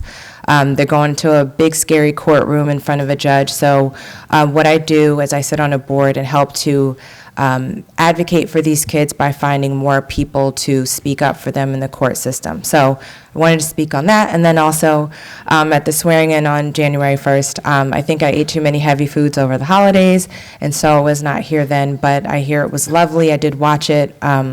And I'm, glad to welcome our new councilman right here. I hope he's not contagious because he keeps coughing. I'm joking. But thank you so much, and have a really wonderful week. Thank you. Mr. DePalma? Yes, thank you. You're not the only one anymore. So I have a child in the school system as well. Good. And then one coming up shortly. So the one thing I just wanted to bring up, I had two things. I had an interaction with one of our high school baseball players, Derek Wong. He informed me that the Old Bridge High School baseball team are trying to raise funds for their trip to Myrtle Beach in March.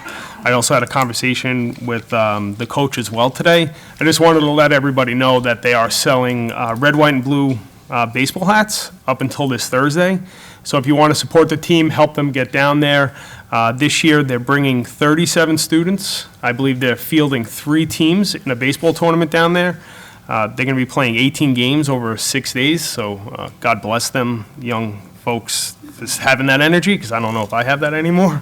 But I definitely think it's something that I wanted to bring up to make sure that folks understood, let's get out there, support our local high school baseball team. If you are interested, you could email the coach. His email address is Donahue, it's MDONAGHUE @oldbridge.com. He can get the order in for you, and then once the hats are made, they will deliver it to you. The other thing I just wanted to bring up, I wanted to just commend the McDivitt Elementary School students, which my daughter is a part of. They're working on a service learning project. to help the wildlife that's being devastated in the Australian fires. So I just want to commend those young folks and the teachers over there for getting that together. I know that, I don't know exactly what they're doing yet. I'm trying to get some information from my daughter's teacher, but once I have that, I will bring it up in council again. But again, thank you, Mrs. Brown, for welcoming me, and I look forward to working with you. Okay, thank you. Council President, I just want to make sure the email address is mdonahue@obps, because I think you said obridge.com, and I don't believe. Let me check he texted me today, so let me check it. Oh, I'm sorry, it is. It's obps.org. Okay. Yeah. All right. Yeah, give it again. All right, so the address again, it's mdonahue@obps.org. Okay. Thank you. That's my first mistake. So I guess I'm done for the year, right? I want to make sure that I want to make sure And I'm people sorry. I'm sorry, who wants to Coach. contact, they can contact at right email Yes, address. thank you, sir. Okay. To my right, anyone on my right for a council comment? Dr. Greenberg Belli. Yes. I would like to bring some clarity to a situation that is unfortunate that it really got out of control. Back in December, there was discussion to move the Board of Ed election to April. And that discussion stemmed from listening to the constituents in Old Bridge, that people wanted the election back in April because they wanted to focus on the Board of Ed election.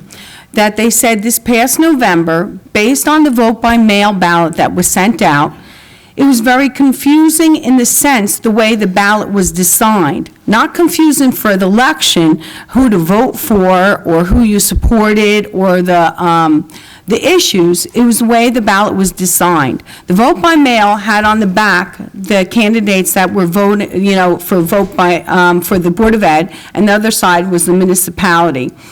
And we got a lot of calls from senior centers that they were confused when they got this. And then also when we went door to door, people said, that it was confusing when we speak to them. Also, when they've got people that they went in the ballot, the municipality was vertical and the Board of Ed was horizontal, and it was to the right. A lot of people told me after the election, oh my gosh, I forgot to vote, I didn't even see the Board of Ed. So based on that, people want to take an interest in their community, and I, for one, and I'm sure every council member up here, supports a good Board of Ed and a good school system. It enhances our town, and it's very beneficial.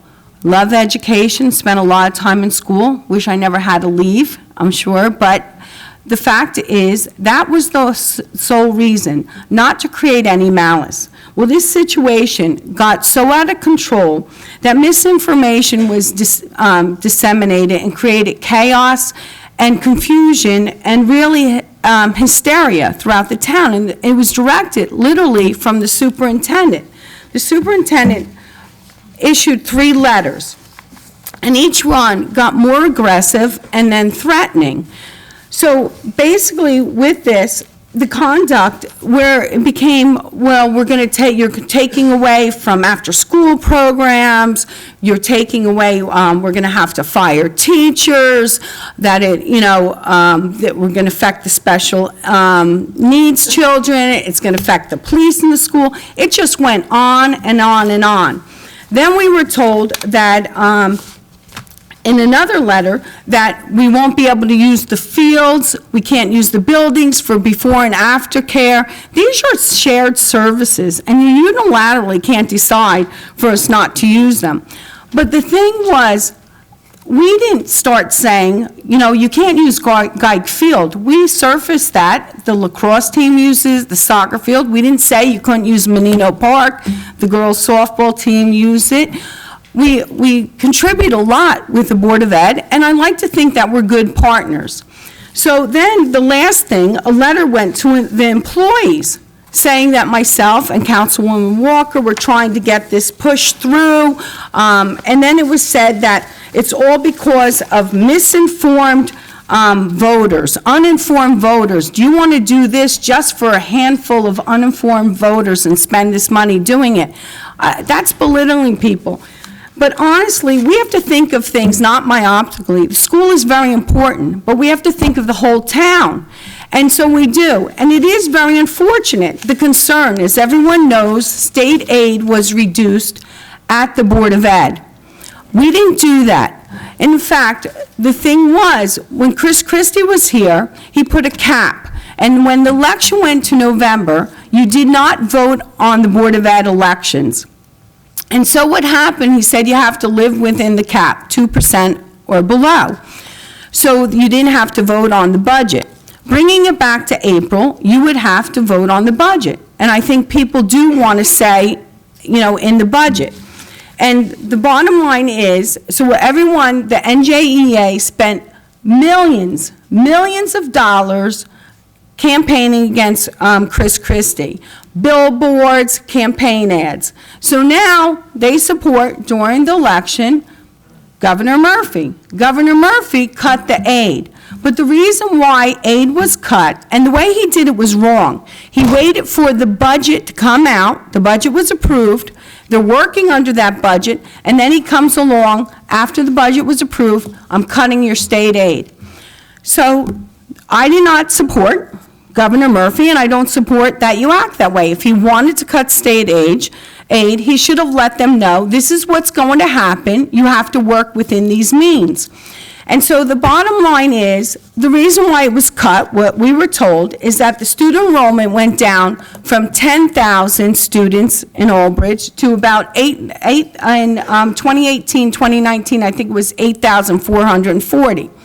But at the same time, he unilaterally did this, so it gave more aid to towns that didn't even request more aid. So the whole way that we fund education in this state is wrong. I remember as a child, we were told when my family, I remember them speaking around the dinner table, when the lottery came, that was going to solve everything with Board of Ed. That was going to be terrific. We never have to think about it again. That's when we had the pick six. You go anywhere, how many lottery tickets that you can buy in different categories, did that solve anything? So basically you want to say, show me the money. Where's the money they're getting from this?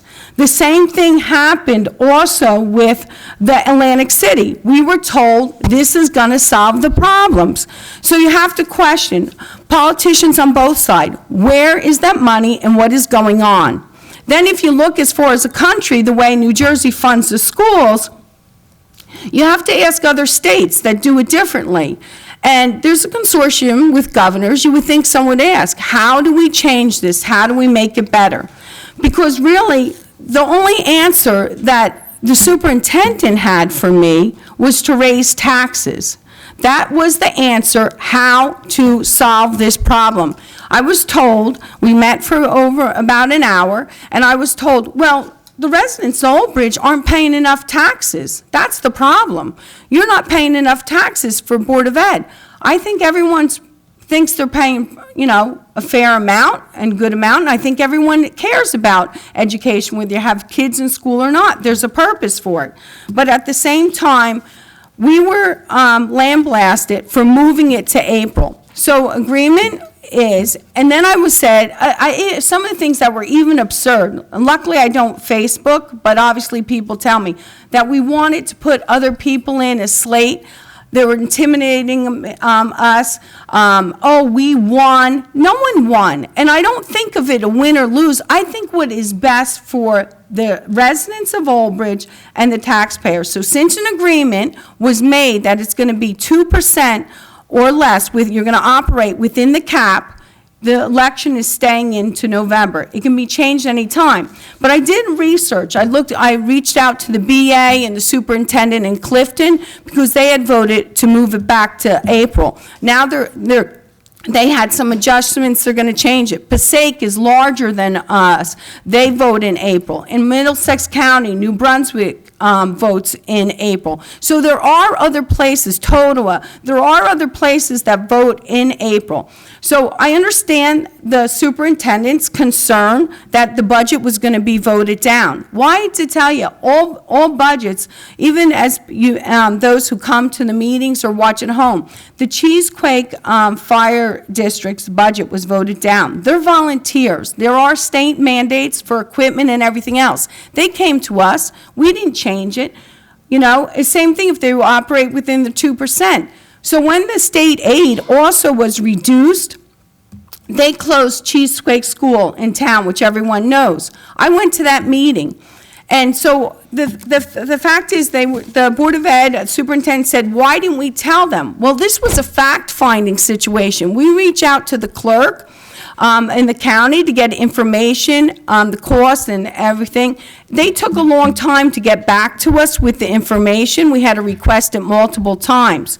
But this was fact-finding, and everyone jumped to conclusions and started this campaign.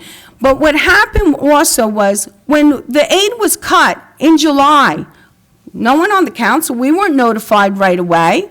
No one came to us that said, oh, one of the things they're thinking about is closing Cheesequake School. When I went to that meeting, I asked a simple question, because I was told that is the best school to close, that it's worth the most, it's on Highway 34. So I said, what was the appraisal? They didn't even have an appraisal, so how do you know what it's worth? But things do have to happen in tough times. You do have to streamline, and you have to make adjustments when you go to 10,000, from 10,000 students to 8,400 students. But at the same time, I just wanted to clear some of the rhetoric that was said there, and I think there's a more professional way, you know, to handle it. And it is unfortunate that it did get out of hand, but I just wanted to clarify that we do care about the students, we do care about the teachers, we do care about the police and the safety in that school, we care about special needs. This administration's put more effort into special needs, not only for children, adults across the town, and I really take offense a lot of times. They talked about busing. Why is it always at the bottom? They want to cut the bottom first, or it's always about the teachers. I really think there's a book out that I advise reading. It's called Leaders Eat Last. Like, you should really start at the top. And I'm sure there's a lot of streamlining that we have to do there, and on good conscience, we have to make an effort. But that is the reason why the discussion isn't on the agenda tonight. And I just wanted to explain, in case you heard anything out there from one side or the other, no malice was intent. We have to focus on this. We have to work together. We do a lot of shared service, but we have to think of the community as a whole, not only the student and the professionals, employees, which we all care very dearly about. We have to think of every resident who's paying a lot of taxes in New Jersey. I can tell you, and as you all know, there's a lot of people, once they reach retirement age, there's a mass exodus out of this state. And so there's a lot of things on different level that have to be evaluated soon. Thank you for your time, and I appreciate it. Okay, thank you, Dr. Greenberg. Anyone else on Mr. Rizzoli? Thank you, Council President. You know, my other life, when I was on the job in Jersey City, I was a member of the union. And when we face situations like this, where we had administrations trying to shake us down with threats of layoffs, I would always start, when I spoke, that the two pillars of any community is public safety and education. And I think that's something that Governor Murphy doesn't seem to understand. So when I was informed about this July meeting in 2018 that the superintendent was having to discuss his reduction of state aids, of course I attended. And at that meeting, I stood up and I said I will be introducing a resolution that opposes Governor Murphy's decision to cut the state aid. And I have that resolution right here. In our August 13th meeting, 9-0 vote, opposed a reduction of state aid by the state of New Jersey. Now, would you know it, the very next meeting, people came here and criticized me about that. Just think about that. Members of council defending our school system. We had individuals here from the Old Bridge Democratic County Committee came here and criticized me for defending our school system. I mean, how could you possibly justify that? And to have these letters go out, I also had a conversation with Superintendent Sedadino. And some of the things that were in the letter that was directed towards the two councilwomen, I actually said to him, so I would have to say that the letter itself, the way it was written, I don't know if it was said, obviously was some things here wasn't said by the two councilmen, a few things I discussed with him. The reality of it is, frustration and anger should be directed where it belongs, towards the governor. He's taking our tax dollars and using them to finance his radical policies, taking them from communities like ours. Then he tries to justify it. And if people don't like that we stick up for our community, that's too bad. Okay, because we need to put our community first. Not individuals who don't come here by following the proper legal channels to do so. And I will continue to stand up for our community. And if people don't like that, it's just too bad. Governor Murphy needs to understand public safety and education. That's the priority, not his radical agenda. Thank you. Thank you. Anyone else on my right? Mrs. Walker? I think it's so wrong the way the governor took the funding from our school district. I think the way the school funding in New Jersey is, it's all wrong. They actually say one child is better than another. I believe that every child should get the same amount to be educated. There shouldn't be a difference. A child's a child no matter where they live. And I think that's where the problem comes in. He took a lot of money and gave a lot of the money to the Abbott school districts that are already overfunded. They have so much money, they don't even know what to do with. And I just think it's terrible, and we need to stop the way the schools are funded in New Jersey. Okay, thank you, Mrs. Walker. Anyone else? Okay, then I'll close the council comments by saying that this was indeed a tumultuous week. Sometimes there comes issues that are going to be difficult to discuss. That unfortunately is on us to have those discussions. And I really think that at the end of the day, the first thing is to get all your information, but get it from a good source. A lot of these blogs and Facebook and so on, this is sometimes they get distorted, and then you don't have the whole true picture. You know, as the governing body, we have to represent everyone. We have to try to find a balance, and you know, we can't just go with one faction or another. So it was fact-finding, and I think it really did somehow get out of control, and that's not a good thing. You know, when you're in the position of the lead, you have to try to maintain a calm demeanor and look at things, you know, in a light that's good for everyone. So I do think the legislation has to change. I do think we have to put our legislators in Trenton on notice that we pay an inordinate amount of money to the state, and we really don't see that kind of funding for our children. So I think we should fight for our fair share for our children, and I think everyone should try to really, you know, communicate and wait before you jump, you know. Just give it a little time for everyone to sort things out and come up with something that balances for everyone. On a different note, I had the pleasure of being at an installation dinner this weekend for Cheesequake Fire, and I want to congratulate Mr. Bruce Walker for being the chief this year. He has been a volunteer with that fire organization for over 30 years, and I thank him for all the time that he spent doing that.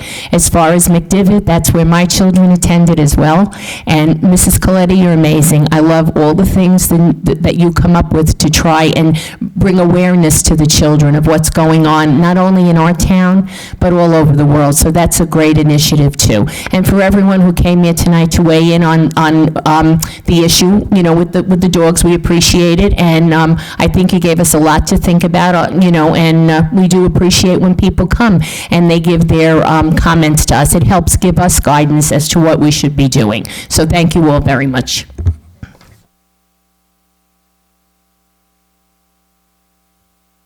Report of the clerk? None at this time, thank you. Thank you. Report of the attorney? None at this time, thank you. Administrative report, Mr. Shah.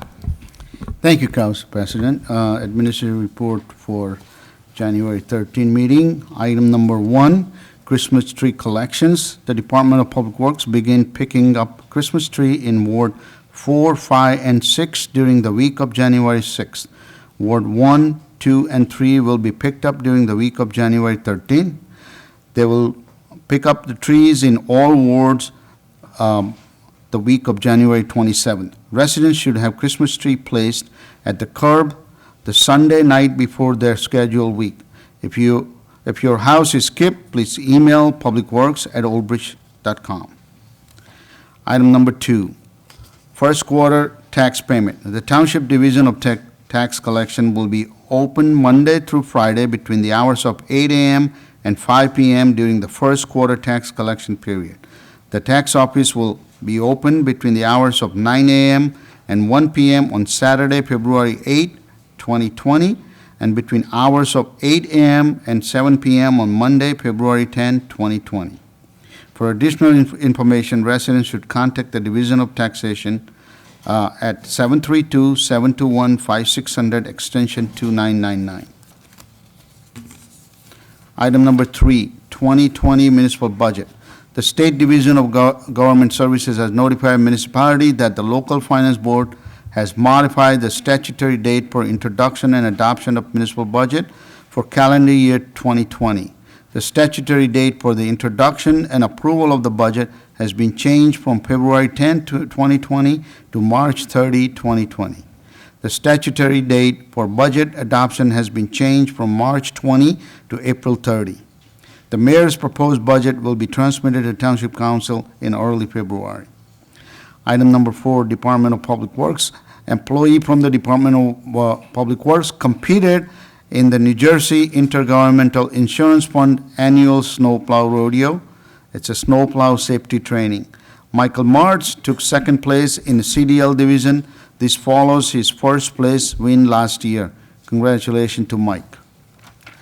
Item number 5, affordable home sale. The Township Consultant CGP&H markets affordable home for sale to applicants on the waiting list, verifies buyer's income, coordinates with the mortgage providers, prepares closing documents, deed restrictions, and attend closing. One home has been sold in last 12 months, and they are working on selling another home. There are 5,069 applicants on the waiting list to purchase an affordable home in Old Bridge. CGP&H also administers the Down Payment Assistance Program, which provides the buyers of deed-restricted units assistance with the down payment and closing costs in the amount of up to $20,000 for very low-income applicants or $10,000 for low and moderate income applicants. CGP&H also monitors sales of affordable homes that are in foreclosure or bank-owned. Item number 6, Housing Rehabilitation Program. The Township Consultant CGP&H markets the program, handles homeowners intake and the case management from verification of income eligibilities through construction completion. As of December 31st, 2019, 176 homeowners have shown interest in the Old Bridge Home Improvement Program. 37 homeowners in total have submitted their formal application, including 14 submitted in 2019. In 2019, 3 more cases completed construction, 4 more are under construction, and 3 more are in pre-construction phase. This brings up total 9 homes rehabbed to date, with 7 more in the process. Item number 7, 2020 recycling schedule. Residents can download or print 2020 curbside pickup schedule directly from oldbridge.com/recycling. If you would like a schedule mailed to you, please email recycling@oldbridge.com or call 732-721-5600, extension 6107. Thank you, Mr. Shaw. Is there any questions or comments from council on my left? And on my right? Mr. Pescitti? Yes, on item number 3, which is the budget. I'm asking for a process change where we could be involved beforehand, before it goes to the mayor. Is that possible? I believe the statutory process that we follow, that is prescribed in the Title 40A, and I defer to the attorney, is that the budget, when a department submits the budget to the mayor's office, administration prepares compiles the budget, puts together budget package, and delivers to council. At that point, that becomes council's budget. We are pretty much completed the entire process, statutory process required, and we'll be submitting the budget to the council within week 6. Now, if you like to speak to me about specific things about budget discussed before, obviously, I deliver. I'm available to any council member when, if you want to know anything about it. Obviously, it's not going to be the final budget, but I can certainly hear your concern and update you with any serious problem. But I think I'm not those are anticipating a serious problem, Machu. I mean, these last 2 years, you've done a fantastic job. Thank you. I just, when it becomes a statutorial thing, once it becomes the council's budget, or when we have to vote on it, there's no real changes that can actually happen without a certain amount of votes, right? So what I'm saying is that, why is it that the process, we can't get involved a little earlier where we can make suggestions and hopefully changes without an official vote by the council? I'm just looking for input. Certainly, before the budget is finalized, that during the workshop that we hold, Yeah, but the even council then, has- it's past the point, right? No, not until the budget actually adopted by council. That's not final adoption, is by the council. Council takes a vote, and that's why we have, I think that we have created a very good process for everybody's input. But again, still, if you feel that you have some input that you want to discuss with me, I'm available to meet with you at any given time, to any council member, certainly. I'm open to meet, hear your input, and see if there is something that we need to address. I'm more than happy to do that. There's always things to learn from everybody, so I'm open for that. But I don't want to change the entire statutory process because we have to follow the statutory requirements. I understand that. So- And I mean, I don't really have any complaints or anything No, specific, I- but I know that if we were involved earlier on, we could have more input where it wouldn't have to be an official take vote, blah, blah, blah, you know what I mean? Certainly, I will more than happy to meet with you. Okay, thank you very much. Okay. Anyone else have a comment on Mr. Shaw's administrative report? Seeing no hands, I will ask for a motion to I'll move it. accept. Moved by Mr. Pescetti, second by Dr. Greenberg Belli. Mrs. Brown? I think she left the dais. left. Oh. She's off dais. Mr. De Palma? Yes. Dr. Greenberg? Yes. Mr. Pescetti? Yes. Mr. Rizzoli? Yes. Mrs. Walker? Yes. President Soha? Yes. 6 yes. Okay, next will be our consent agenda. I'd like to get a motion and a second, bring it out to Move the it. public. Second. Moved by Mr. Rizzoli, second by Mrs. Walker. I'm bringing it out to the public. Does anyone in the public like to speak on the consent agenda items? Seeing no hands, I will close the public portion. Does anyone on council have any questions about the consent agenda or separations?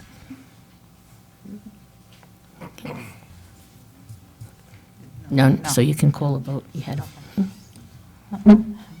Mr. De Palma? Yes. And Dr. Greenberg? Yes. Mr. Pescetti? Yes. Mr. Rizzoli? Yes. Mrs. Walker? Yes. President Soha? Yes. 6 yes. Ordinances for second reading. Ordinance number 2020-01, easement extinguishing Block 5001, Lot 13.16 and 13.17, Manzo Old Bridge Properties, LLC. Is there anyone in the public would like to speak on this item? I will close the public portion, go to council. Anyone for any comments? I'll entertain a motion. Move it. Second. Moved by Mrs. Walker, second by Mr. Rizzoli.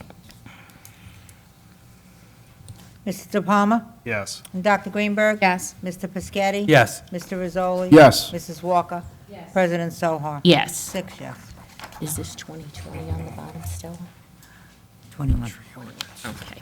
Next will be ordinance for second reading, number 2020-02, an ordinance fixing the salaries of certain officers and employees of the Township of Old Bridge for calendar years 2020 and 2021. Is there anyone in the public who wishes to be heard on this? Seeing no hands, I will close public portion. Is there anyone on the council who has any questions or comments? Do I have a motion? Move it. Second. Moved by Mr. Rizzoli, second by Mr. Pescitti. Mrs. De Palma? Yes. Dr. Greenberg? Yes. Mr. Pescetti? Yes. Mr. Rizzoli? Yes. Mrs. Walker? Yes. President Sohar? Yes. 6 yes. Next will be discussion ordinances. Discussion ordinance 1, amendment to tree ordinance, chapter 457.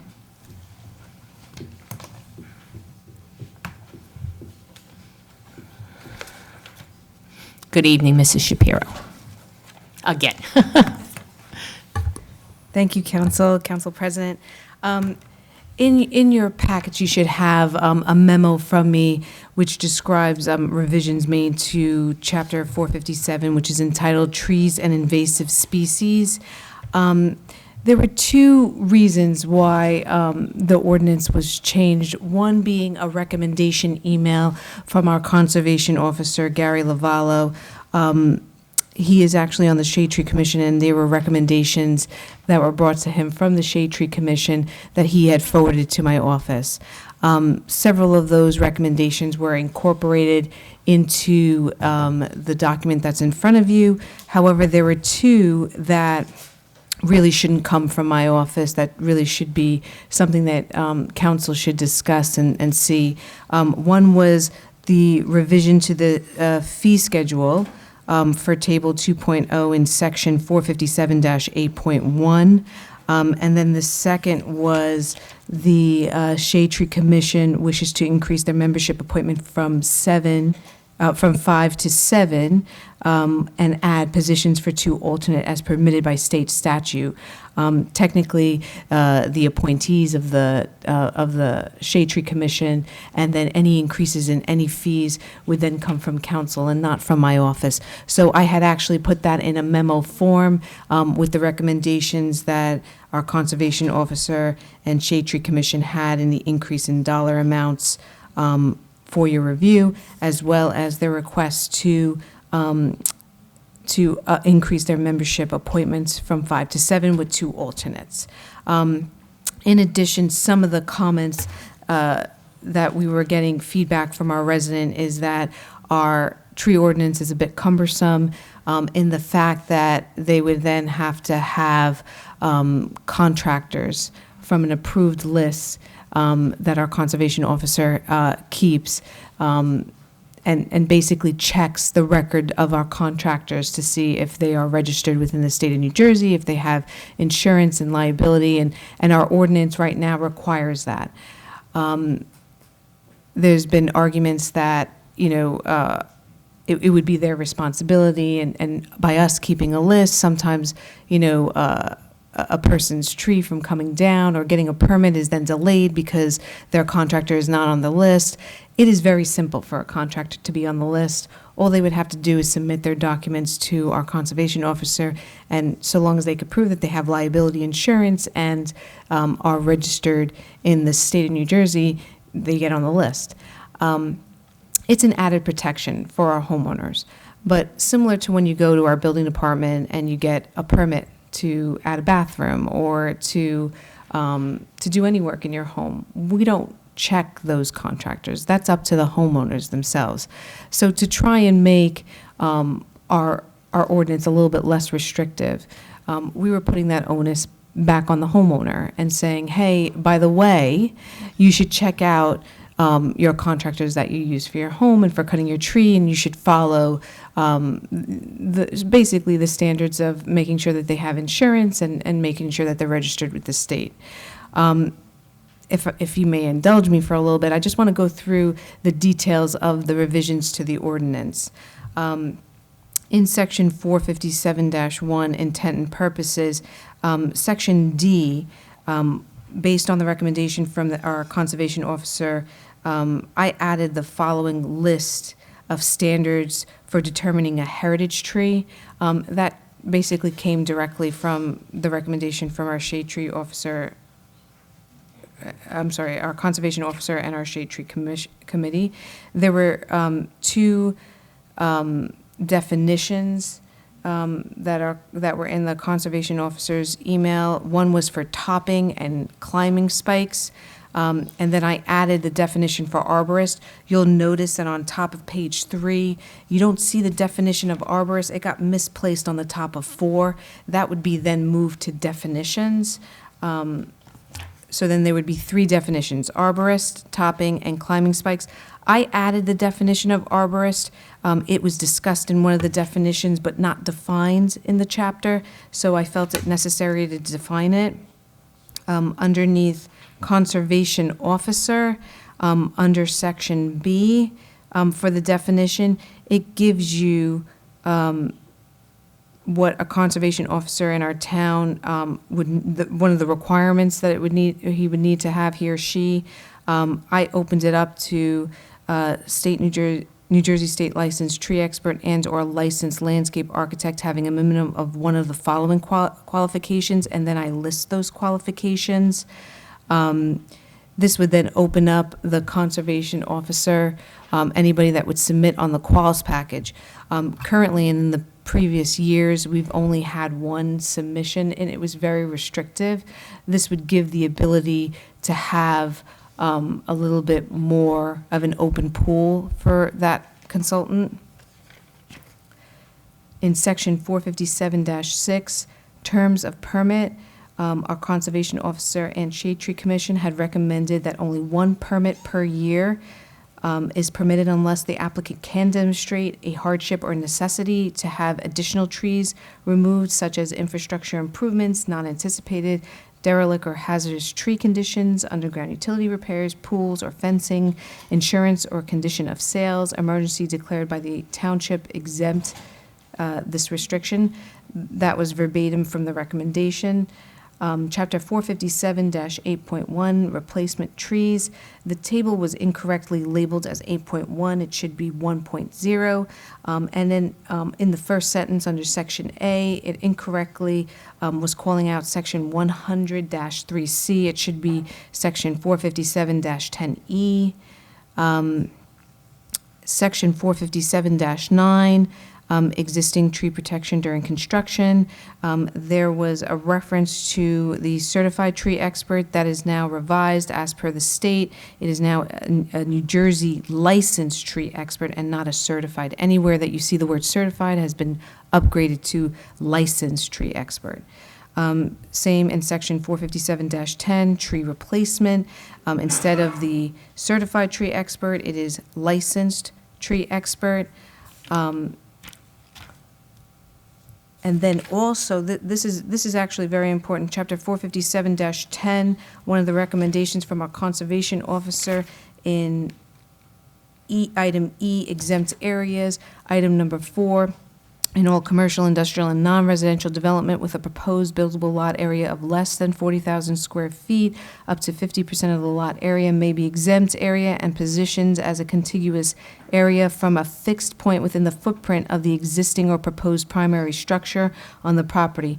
For developments with a proposed buildable area of 40,000 square feet or greater, up to 50% of the developable area may be exempt area. The exempt area shall be positioned to minimize any adverse environmental impacts. What's important about that last part is if you did have a property, and let's say the property was about 5 acres, and only 1 acre was developable, but the other 4 areas were restricted by environmental constraints, that 1 acre is where you take the exempt area from, not the entire 5 acres of the lot. So that's important, because if a property is exempt and it's all wooded, and the 4 acres is wooded, you don't want them to say, okay, well, we could clear 1 entire acre. You want them to have basically the developable area within there. Item number F, this has come up in recent years. All trees removed from solar installation will be replaced in accordance with section 457-8.1. This was another item from our Shade Tree Commission and our conservation officer. Chapter 457-12, stop work orders. The revision is strike through, but it should say the conservation officer is authorized to recommend the issuance of a stop work order to the township engineer or officials in the event that there is a failure to comply with the approved plans, such as a site plan, forest management plan, or soil conservation plan, noncompliance with a tree removal permit granted pursuant to this chapter, noncompliance with the revisions of this chapter.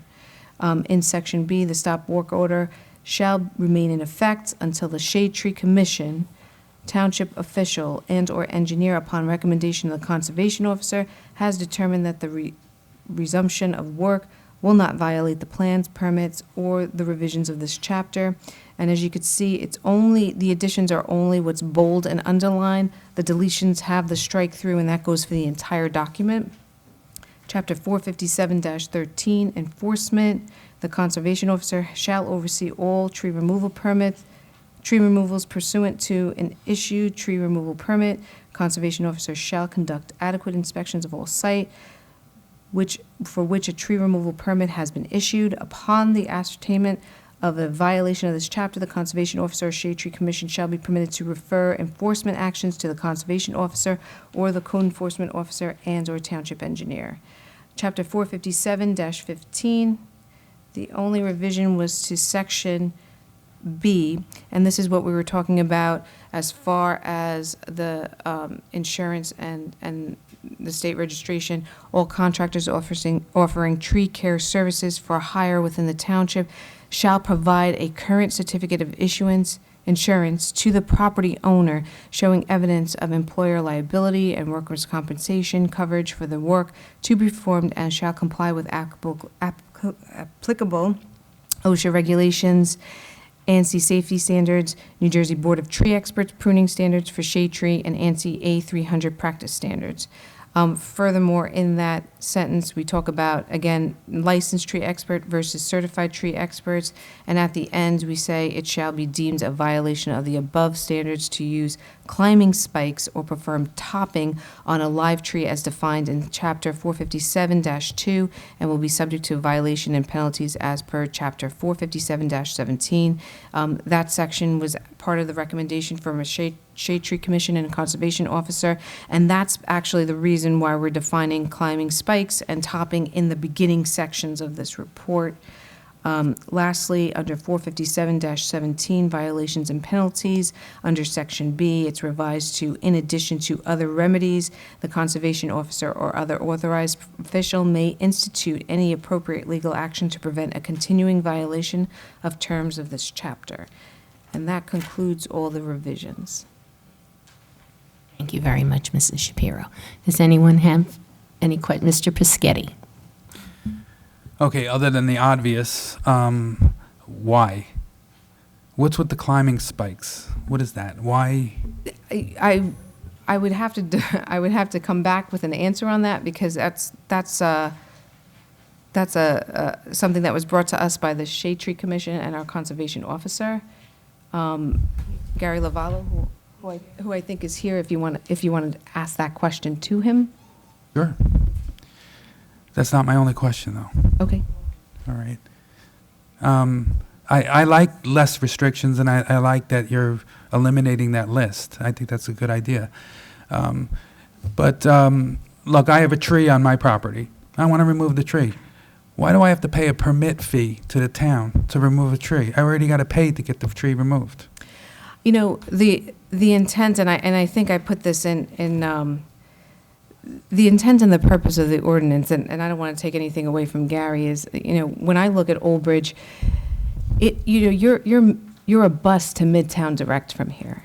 But when you look at the canopy and the tree coverage in Old Bridge, it's almost like you're in that country feel. I think you want to preserve that greenery that's in town. You know, you want to preserve the environment. That's why our tree ordinance is there.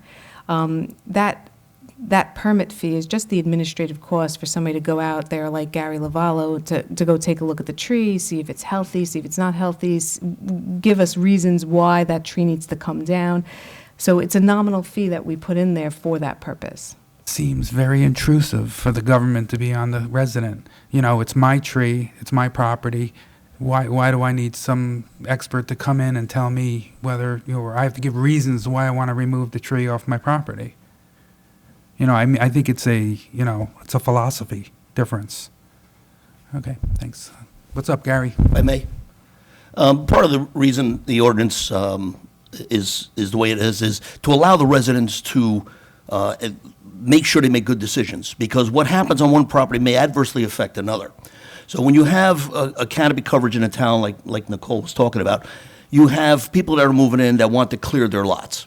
And that adversely affects other properties such as flood control, dust, noise, and all types of other things that trees benefit. So it gives the conservation officer the opportunity to discuss it with the residents to make sure they're making good decisions. And at no time is the resident overruled and denied that once they have good reasons to do that. We use that as an opportunity to talk to them to make sure they're making good decisions. And also making sure that some of the trees in town that have a heritage status to them are not removed without a good reason. I get that part, yeah. What about the spikes? Well, the spikes are an implement that tree climbers use to gain access to trees. And and what it does is, if you're using spikes to prune trees, you're actually wounding the tree as you're going up. You're poking holes in the tree and allowing diseases to get hold of it. And there is plenty of evidence that shows that spike marks do result in cankers on trees, and certain trees you'll actually see spike marks for many, many years after that. So if you're pruning a tree for its health and you're poking holes in it, it's contradictory to what you're trying to do. So the banning of spikes on pruning is actually in the state rules, that if a licensed tree expert uses spikes to prune a tree, they can lose their license. It's a bad practice. Thank you. Else on my right have any questions? Dr. Greenberg? Yes, Nicole, could you, Mr. Pierre, could you please explain why we have a landscape architect? Why is that in the, it says and/or, tree conservationist or landscape architect? Well, so it's a landscape architect and then and/or and/or New Jersey State licensed tree expert, and then underneath the qualifications, there's 5 things listed. Graduated from an accredited 4-year college university with a major curriculum in landscape architecture, and/or graduated from an accredited 4-year college university with a major curriculum in environmental planning and design with urban forestry option, and/or a graduate degree program that the DEP determines to be an equivalent to the major, and/or at least 10 years of professional service as a licensed tree expert and/or licensed landscape architect, and have 2 years' experience in preparation of woodland management plans or the implementation of forestry practice for the protection, development, marketing, and utilization of forest land resources. So our conservation officer also reviews landscape plans when a development comes in for zoning and planning board. Certainly, that conservation officer, if the conservation officer was a landscape architect, they would be qualified to review those plans in front of our planning and zoning board, because those are the types of professionals that develop those plans. It's actually a licensed landscape architect that prepares a landscape plan for, let's say, any of our subdivisions or any of our commercial, developments. I believe a landscape architect would then be qualified to be a person that would give tree permits. Prior to 2014, when our conservation officer or our ordinance had changed, one of the guys in my group, who is not even a landscape architect or a certified or a licensed tree expert, was doing the tree removal permit applications. It was for anything less than 5 trees. And he wasn't looking at the planning and zoning board applications. At that point, it was probably either our conservation officer now or our township planner at the time, Sam Rizzo.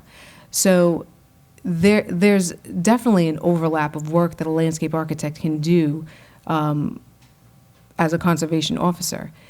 It almost becomes, do you want even a landscape architect to review somebody else's work as a landscape architect in the planning and zoning board review stage, Or you could have them, do both, or you could have them do one, or you could have Gary do both, or you could have him do one.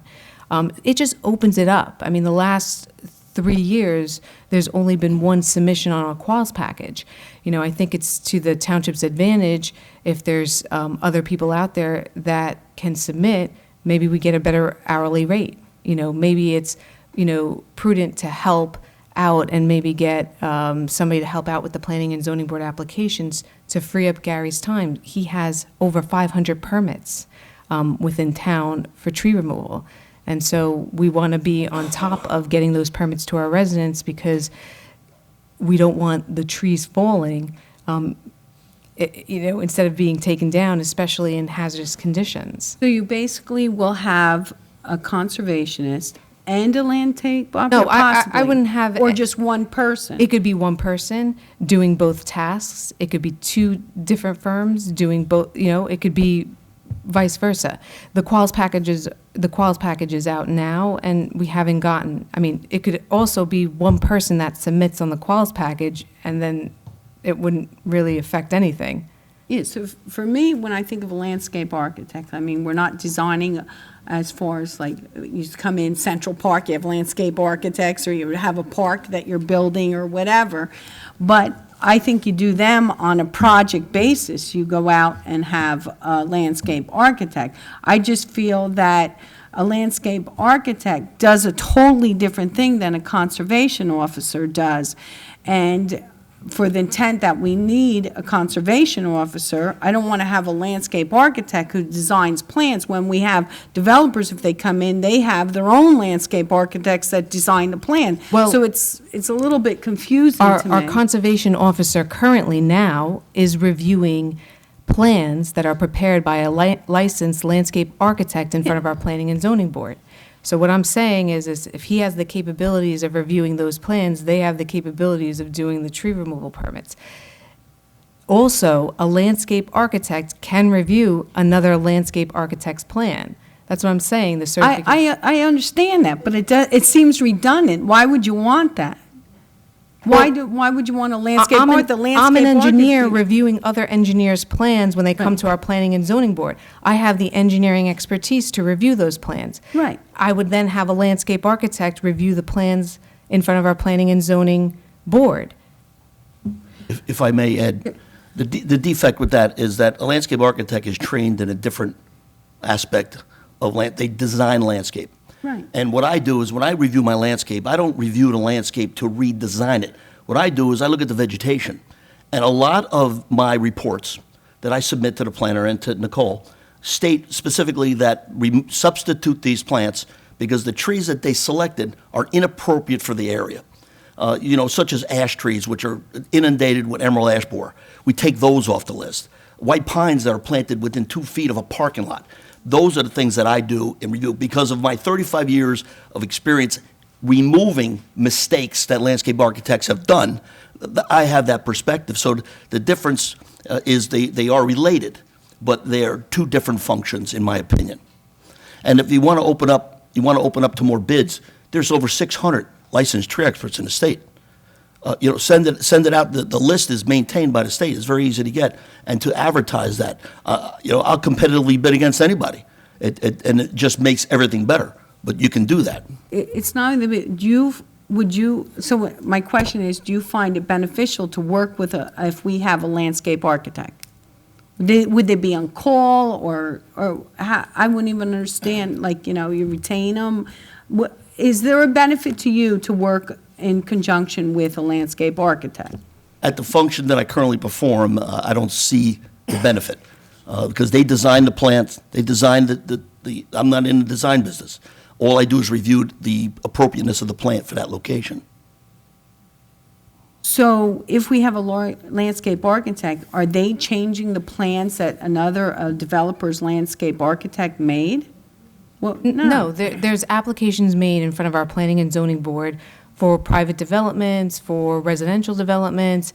They would basically comment on the plans that were prepared by a private consultant, similar to how Gary or I would do for an engineer or for that landscape architect. Well, what I'm saying, the conservation officer does the exact work. I'm sorry, say again? He's doing the exact work that the landscape architect would do then. No, he's checking the landscape architect's work on those private developments. So currently now our conservation officer has two roles. One, to issue tree removal permits, and two, to check work in front of our planning and zoning board for applications for private developments and for residential developments, for private and for commercial developments. I'm sorry, did I answer it? No. What I'm saying, we have a conservation officer that does that work. Why do we need, and the same work a landscape architect will do? I mean, Why would we Councilman need? Greenberg, I'm not here to tell you, I mean, certainly if you want to revise anything in the ordinance, you certainly can. I'm giving you recommendations that I saw. There was recommendations made by the Shade Tree Commission and recommendations that were made by myself in conjunction with administration. So if there's something that you see that you don't like, certainly you could opt to change it or not move it to first reading or, whatever you see fit. Actually, I just want to know, what was the function of them, and then what would they do different than a conservation officer? They would be the conservation officer, so it would open up the pool so that somebody else other than a licensed tree expert can submit a quals package for the conservation officer. That quals package is out now, and I think it's due within maybe a couple of weeks. I don't do the quals package, I wouldn't know. I think they are due, but I think it's important to recognize that, just like what we talked about earlier, that we have a one bid on the recycling and look what's happening to us. And I think it's the same idea. I think that the law permits multiple license operator to do this, perform these services, and we need help. Clearly, we need help. You have seen complaints, we have seen issues, we have seen delays, and I think this allows we can hire multiple people, while Mr. Lualo can continue to be our primary consultant. If need arise, we can go to the alternate. Right now, we have none of those options. And we do that with many other things. You've seen our bidding where we have a primary plumbing or electrician contractor, then we have secondaries. So this allows us to do that. Right now, we're hamstrung, and we have complaints, and so all these changes that we met, Gary, Nicole, myself, and Mark, we met and we talked about, and we put together saying these changes are essential to eliminate, to provide quick services to the residents.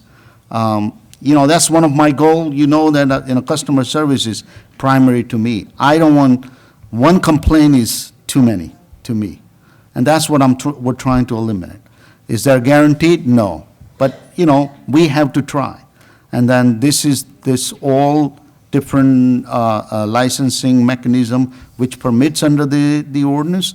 Remember, we are tree city. Am I right, Gary? We are designated tree city. So some of the things you ask, saying why? Well, if you want to have that designation, which does help, bring some grants, then we need to have some of this procedure in place. But then we need to manage it. That's why I don't want, when you said invasive, the permit is invasive, I don't want to know about which contractor they're using. That's between homeowners and homeowners them. It doesn't matter how much expertise we can offer. We're not going to be able to reach everyone. And then there's a problem, and then we have to deal with it. So we need to eliminate that license, the permit requiring monitoring the contractor. We don't want to be in that. There are handymans hired in the entire town. Are we going to manage them? No. So it's the same idea. We need to make it easy. We need to step back where possible. Sometimes, we try. This was an ordinance that was tried, and we learned that there's changes we needed. So that's what we're proposing. But it's not necessarily that we're not going to hire, the conservative officer is there and is available, that we need a landscape or higher cost. Particularly in some,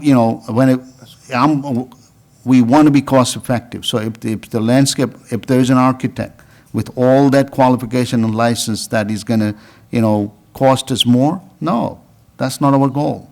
But by opening up the ordinance that allows us to do that and invite more people. And then when you have a more competition, you're always better off. So I appreciate the explanation. I just need that he can do the same, and a landscape architect can do the same thing, but when you have that title, landscape architect, mostly they do the design, so I was like, how are we using them? one can design, and our consultant that we hire will do the review and critique the other landscape architect one. That's what the engineers do. You know, we have a consulting engineer that we hire to do the same kind of things, review other engineers' submissions, so. Anyone else? Just one thing to consider with the registration. That's one of the things that I consider a great customer service that you offer. And that is that being in this business for so long, which I retired from a year ago, is that insurance is one of the sticking points that a lot of homeowners don't understand. And when a homeowner has asked me, why do I have to pick from this list? And I explained to them that the township vets the contractor to make sure they have the insurance coverage of general liability and workman's compensation.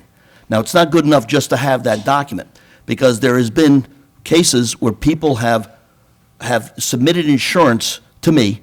I've called the insurance company, and they haven't been insured. It's a false document. Now, also, the codes. And the codes are specific to tree removal or workman's compensation specific to the tree removal industry. And those codes are specified by the state exactly so that the insurance coverage covers that individual and homeowner. And as you may know, is that if you hire an uninsured contractor on your property and somebody gets hurt or, God forbid, killed, the homeowner's insurance will not cover you because you have hired an uninsured contractor. And there are cases where homeowners have had to sell their house to pay the medical bills of a person injured in the property. And the most recent one is about Homedale. A contractor broke both his legs when a tree fell on him. He sued the homeowner for medical expenses. That homeowner had to sell the house to pay the bill. So when I explain that to residents, they thank the township for doing that for them, because they do not read the fine print on the contract, and they'll get handed a certificate of insurance, and they don't call the insurance company to make sure that that is properly insured. So we've done that for them, and I think that's a customer service that goes above and beyond.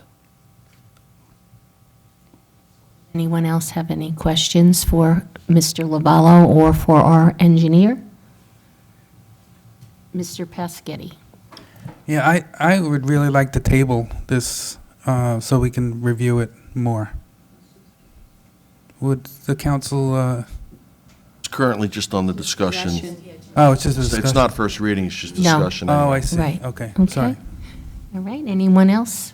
We have gotten a lot of information, thank you all. I do have one question, Nicole. As far as the developers are concerned, the fees, are some of these things put into the developers escrow for the fees, for doing these? Well, so any planning and zoning board application, the time is paid from escrows, from developers escrow or from residents or That's what I whoever's thought. doing it.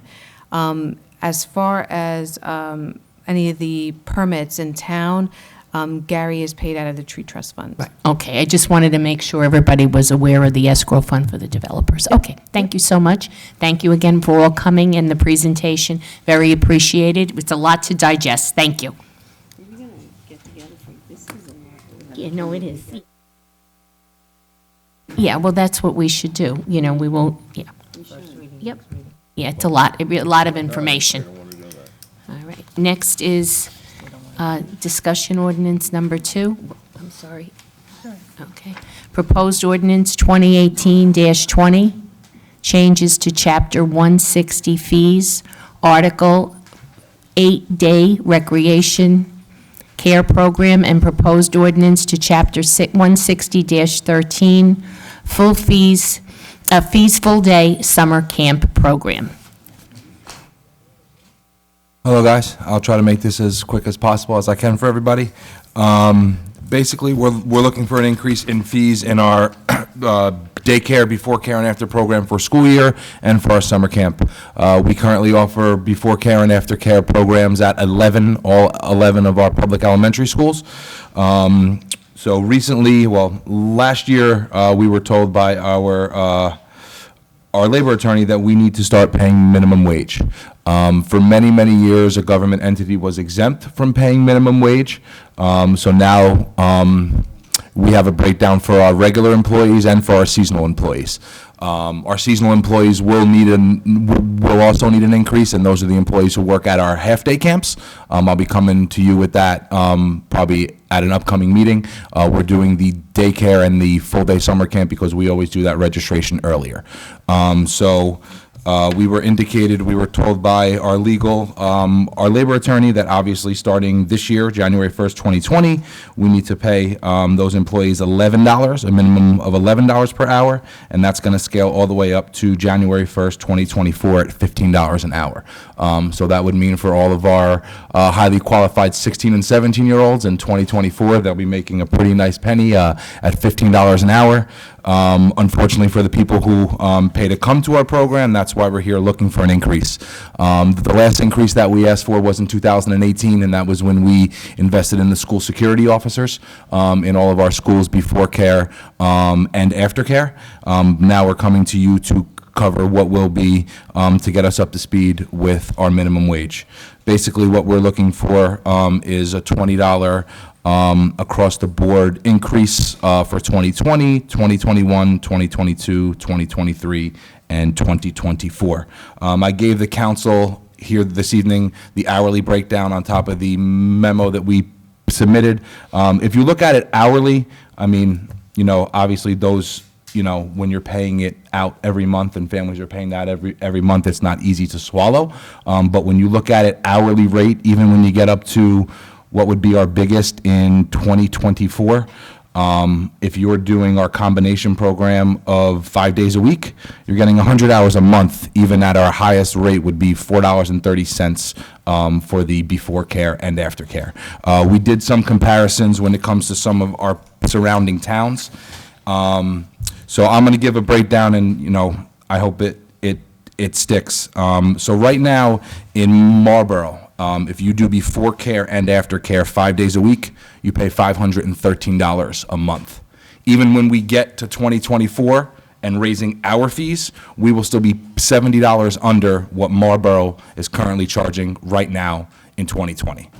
And then when you transfer that to what South Amboy is currently paying, they're paying $450 for that full 5 days before care and after care. Even when we get all the way to 2024, we're still going to be $20 less than what that town is offering right now. So I know for the families, it's not easy, but this is a program that we employ about 100 to 120 staff members throughout the year, and in the summer, we have about 700 to 750 kids in our program during the school year, and we have about 500 kids in our program in the summer.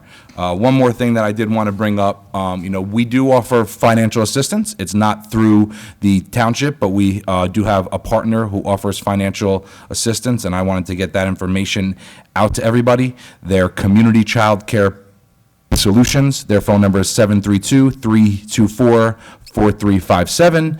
You can visit their website at communitychildcaresolutions.org. And then obviously, if you have any questions, you can just email us at daycare@oldbridge.com, and we can get you all this information. And basically, when you do speak with the group at Community Child Care Solutions, you come in, you have an intake meeting, and then they basically pick up the balance of whatever you cannot afford. So that kind of ends my presentation. I know nobody wants to kind of end a meeting like this talking about raising fees, but I do know that we run a great program. 2 years ago, we were chosen as the best full-day summer camp in all of Middlesex County by NJ.com. So, any questions? All right, anyone on my right have a question for Matt? Mr. Piscitti? Yeah, thank you for what you do. Great reputation for this program. And folks just need to realize that, when you raise minimum wage, this is what happens. The costs go up. You'll end up paying for it either way. Okay, so it's unfortunate that you have to raise the rates, but I'm with you. I'm supporting you. Thank you. Okay, thank you, Mr. Piscitti. Anyone else on my right? Anyone on my left? Yeah, I just wanted Mrs. to. Brown? Yes, thank you. I just wanted to say, my kids are in the camp, so it is quite a value, I must say, because there's a lot of trips. They take trips almost every single day, so it's really a good value. So I know it will be unfortunate for a lot of parents with the increase, but I think it's still a good value overall. I just had a question about the community childcare solutions. Would a parent who needs to apply for that, would they go ahead onto the website and register as normal and then apply for the community care? Or? Usually you do that simultaneously. So if we have a family who's looking to do that, they would call us. We would put their name in our system. Okay. And then we would get them linked up with that system. We obviously, when parents are coming to us, they need the child care as soon as Right. possible, and they need the financial assistance as soon as possible. Because So I we- know, sorry. No, go ahead. no, so we No, I try know to it's work like with a them as hot- quick as possible. Go ahead. Oh, go ahead, Councilwoman. No, Finish. it's like the cell phone, right? Like you talk and sorry, you go ahead, finish, sorry. So we try to get them involved, enrolled in our system as soon as possible, and then we stay in contact with Child Care Solutions just to make sure that they've registered with them. And Okay. usually when it comes up to signing up for summer camp or for full year services, they have a contract with the community solutions, and they have a contract with us. So they sign up with us, and then we get a copy of that contract with them, so we know that they're covered and that we're going to be made whole again. Okay, got it. Thank you. No problem. Mr. Palmer? And I know Matt and I were talking about this earlier. Now, my oldest daughter is in the morning care program at McDivitt, and they're wonderful. I mean, the value that we get for what we pay. Right. I mean, we pay babysitters $15 an hour, so I mean, I understand cost that has to go up. My wife is probably cringing as I speak about this right now, as we will be paying more next year as well. But I do think the value is there. The folks over at McDivitt are wonderful, and I'm sure the rest of the schools they are as well. Yeah, our staff is, we go with high school kids, college kids, we have school teachers, we have paras, and the fact that they're most of the time in the schools with the kids during the day, they kind of have that relationship with the parents and with the students, and that kind of makes everything run a little bit smoother. Anyone else? Well, I'll just add too, also, thank you. You did a very good presentation. And I'll tell you, we hear a lot of, things, concerns. That the program is one that everyone overwhelmingly really appreciates and uses, so thank you for that. And I think we really try our best, like you said, to keep the cost contained, but you have to let us know when you're seeing that there's a trend here coming, and we don't want to be blindsided by it, and do something 3 years from now, and it's a lot of money. Yes. So thank you so much. Greg Grieve and his entire staff do an excellent job and Yep, have for many, many absolutely. years. Thank you very much. Thank you, Council. Okay. I'll make a motion to move to first reading. Okay, so I have a motion by Mrs. Walker and a second by Dr. Greenberg Belli. Mrs. Brown? Yes. Mr. De Palma? Yes. Dr. Greenberg? Yes.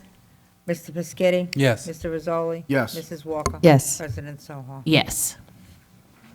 Okay.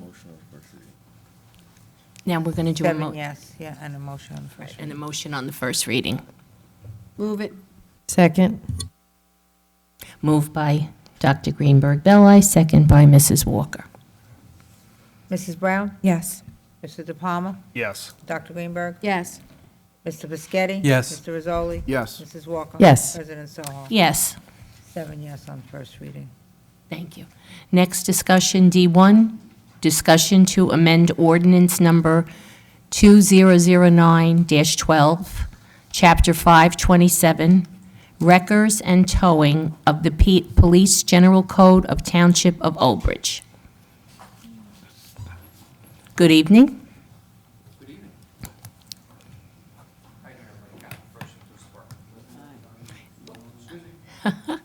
So in a radio card, be easy, right? All right, good evening. Our township ordinance on towing, I think it was last amended in 2009, and predominantly, the only change it provided for was a 2% increase in fees going forward at that point, January 1st of every year, 2% increase in fees. Since then, the law has changed in regards to towing. A lot of it had to do with predatory towing, which we knew was a problem in the state of New Jersey for a while. So the state changed the law I don't know if Ken has the statute, I don't have it in front of me. What it comes down to is towing services in town, the ones that we license in town, cannot charge for anything that the township by ordinance doesn't permit to charge for. So some of the equipment they come out with, they're coming out with to clear a road for us, they're coming out with to get a car out of the woods, turn the car over. They're using equipment that they cannot then charge applicable fees to use, and this equipment's very expensive. And anybody who's been out there on the side of the road knows it really takes the right equipment and the right operator to do so safely, and this stuff costs money. So the amendment to the ordinance reflects current fees. The research I've done includes towns that surround us, Manalapan, East Brunswick, Monroe.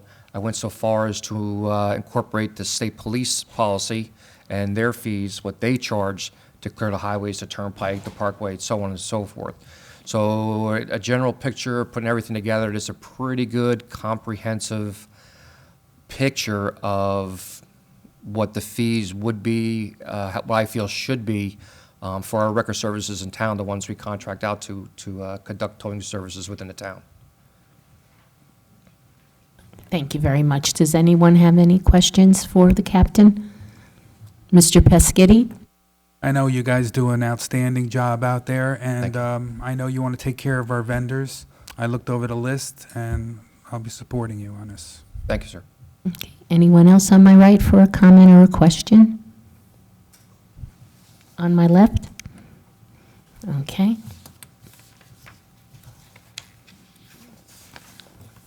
This ordinance is not ready for first reading. It was just discussion only. I have been in touch with the attorney for the Towing Association. I'm going to meet with him, and so that we can get everything done at one time, just to make sure that there's no issues, because we did have a few issues, I think, 2 years ago, but this cleans a lot of that up. So it's not ready for first reading. It will be at the next meeting. Thank you. Right. Thank you very much for the presentation. It's appreciated. Next will be council member comments. Anyone to my left for a comment? Mr. De Palma.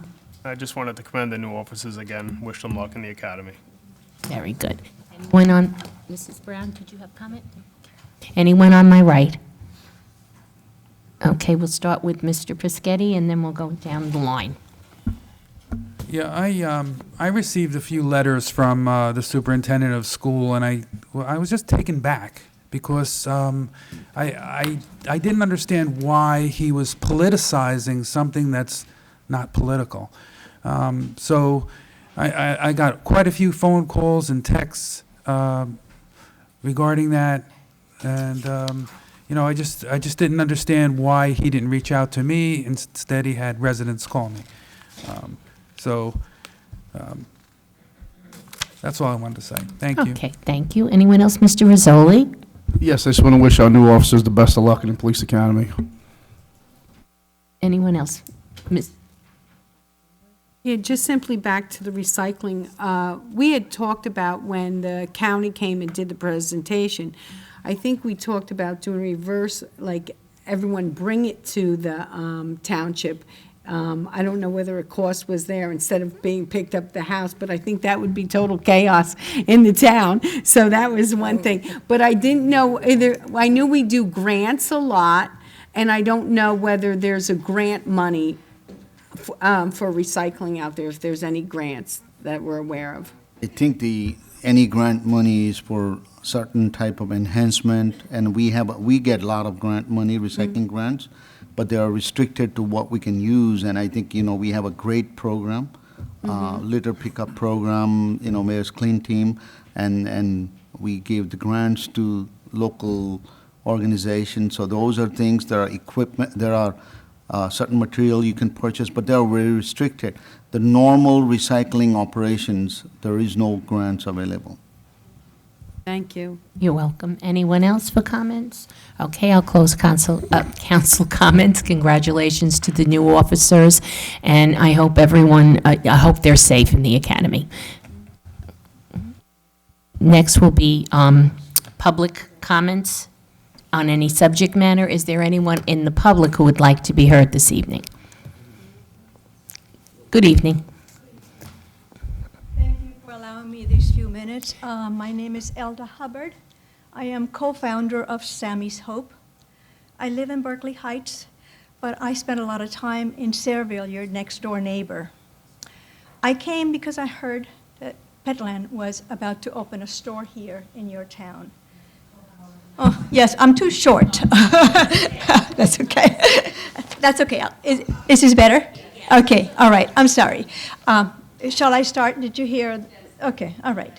I came here tonight because I heard that Petland was about to open a pet store in your town.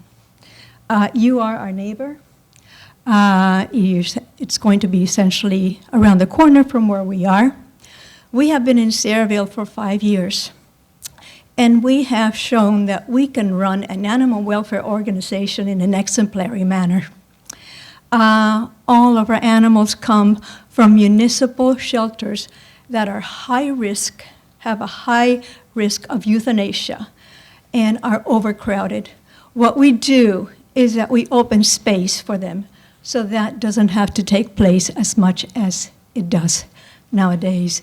There are millions of animals being euthanized in this country because there aren't enough homes for them. Opening a pet store that will not only continue overbreeding of animals and add to the pet overpopulation, but also source from, as you have heard already from these folks, inhumane, cruel, horrible puppy mill situations. It's just unconscionable. And I ask that you please do your due diligence and research when this matter comes up to you again. Are you for the humane or the inhumane treatment of animals? Are you for life or are you for death?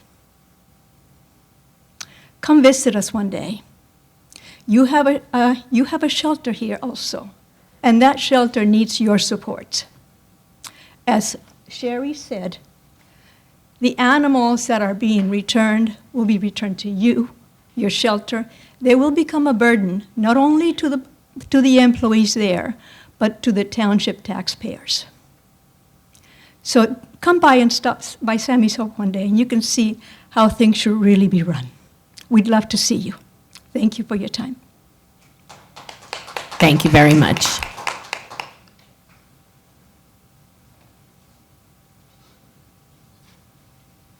Good evening. Happy New Year. Welcome to the team, Eric. I'm Nina Joknowitz, 203 West Greystone Road, and I have a little bit to say, not too much, but I was kind of surprised. This weekend marks the 37th anniversary of the Martin Luther King Day week celebration. It starts this Monday. We all have off the schools. You guys should remember that because you have kids, although only Eric and Adina have kids in the public schools here. But I'm really surprised to see that not a single person on the dais has spoken to this. There's not a single thing in this town going on. It's really disappointing. And at the end of the month, the 27th, marks the 75th anniversary of the International Holocaust Remembrance, the 27th. And not a single thing is going on in this town regarding that either. And everybody has all these resolutions about people all outside of this country and in the neighborhoods outside of Old Bridge, but I don't see a single thing being done by the people on the dais to recognize the things that have happened to people in our community and to recognize the efforts of the peace movement from the 60s that was led by Dr. King. And I'm disappointed, very. That's it. Happy New Year's. Happy New Year. Thank you.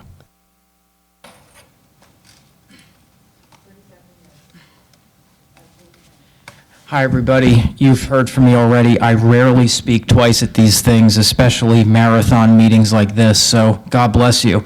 If you just indulge me for one more minute to just circle back to make two key points, since Not to interrupt, can you just give your name again? I know you're a returnee. But just... Brian Hackett with the Humane Society of the United States. I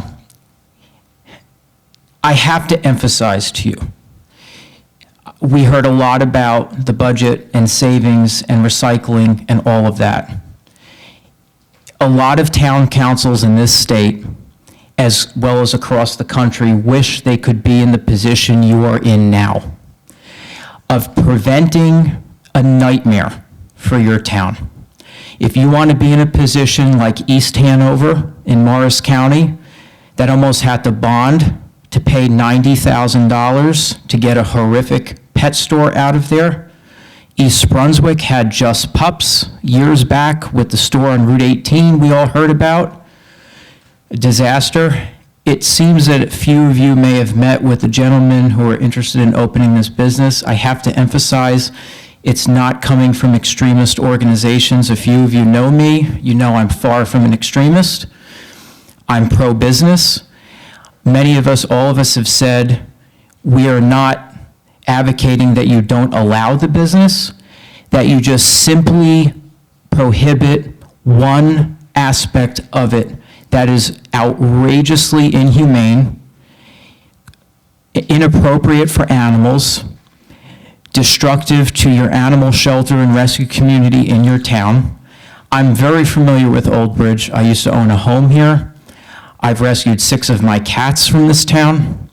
You have a wonderful group, and this room could and would be filled every month with these people. There's going to be costs for protests. It's not, those aren't ones that I organize because I work on legislative matters. I don't organize protests, but they've happened in other towns with pet stores. My friend Ross Citra at the Monmouth County SPCA, where the young man volunteered, they advocate for the exact same thing that I'm asking you for. A retail ban on the sale of cats and dogs.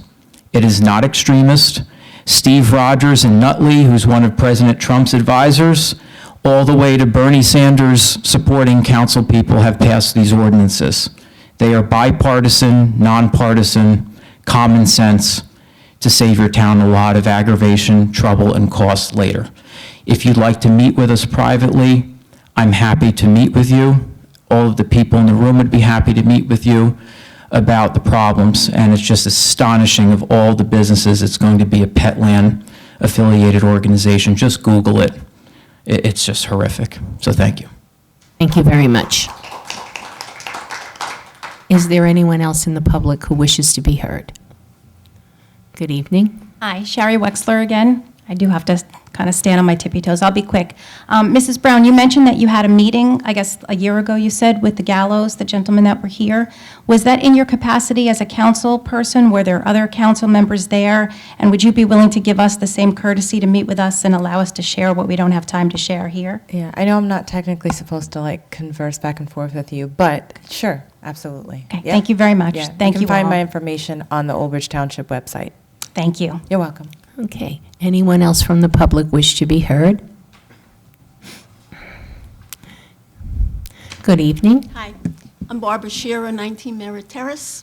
I've been a resident in Old Bridge since 1985. That's 35 years. Oh, okay. I've been a resident for since 1985. That's 35 years. Only recently I've started coming to council meetings. I believe that the mayor and the council represents everyone, whether we agree with you or we don't agree with you.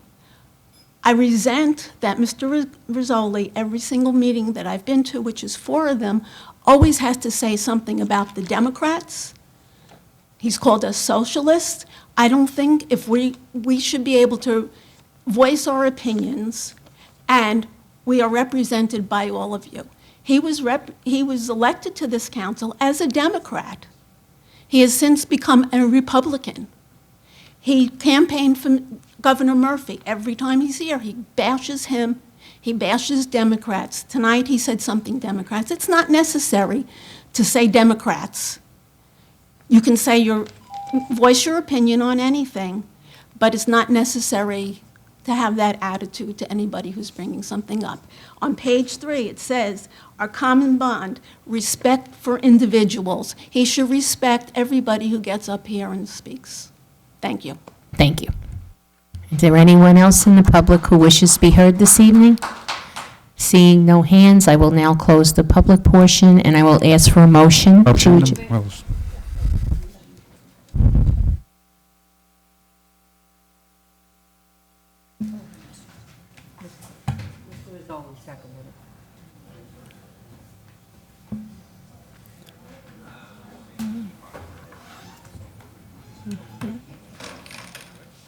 Mrs. Brown? Yes. Mr. Palmer? Yes. Dr. Greenberg? Yes. Mr. Biscotti? Yes. Mr. Rizzoli? Yes. Mrs. Walker? Yes. President Sohar? Yes. 7 yes.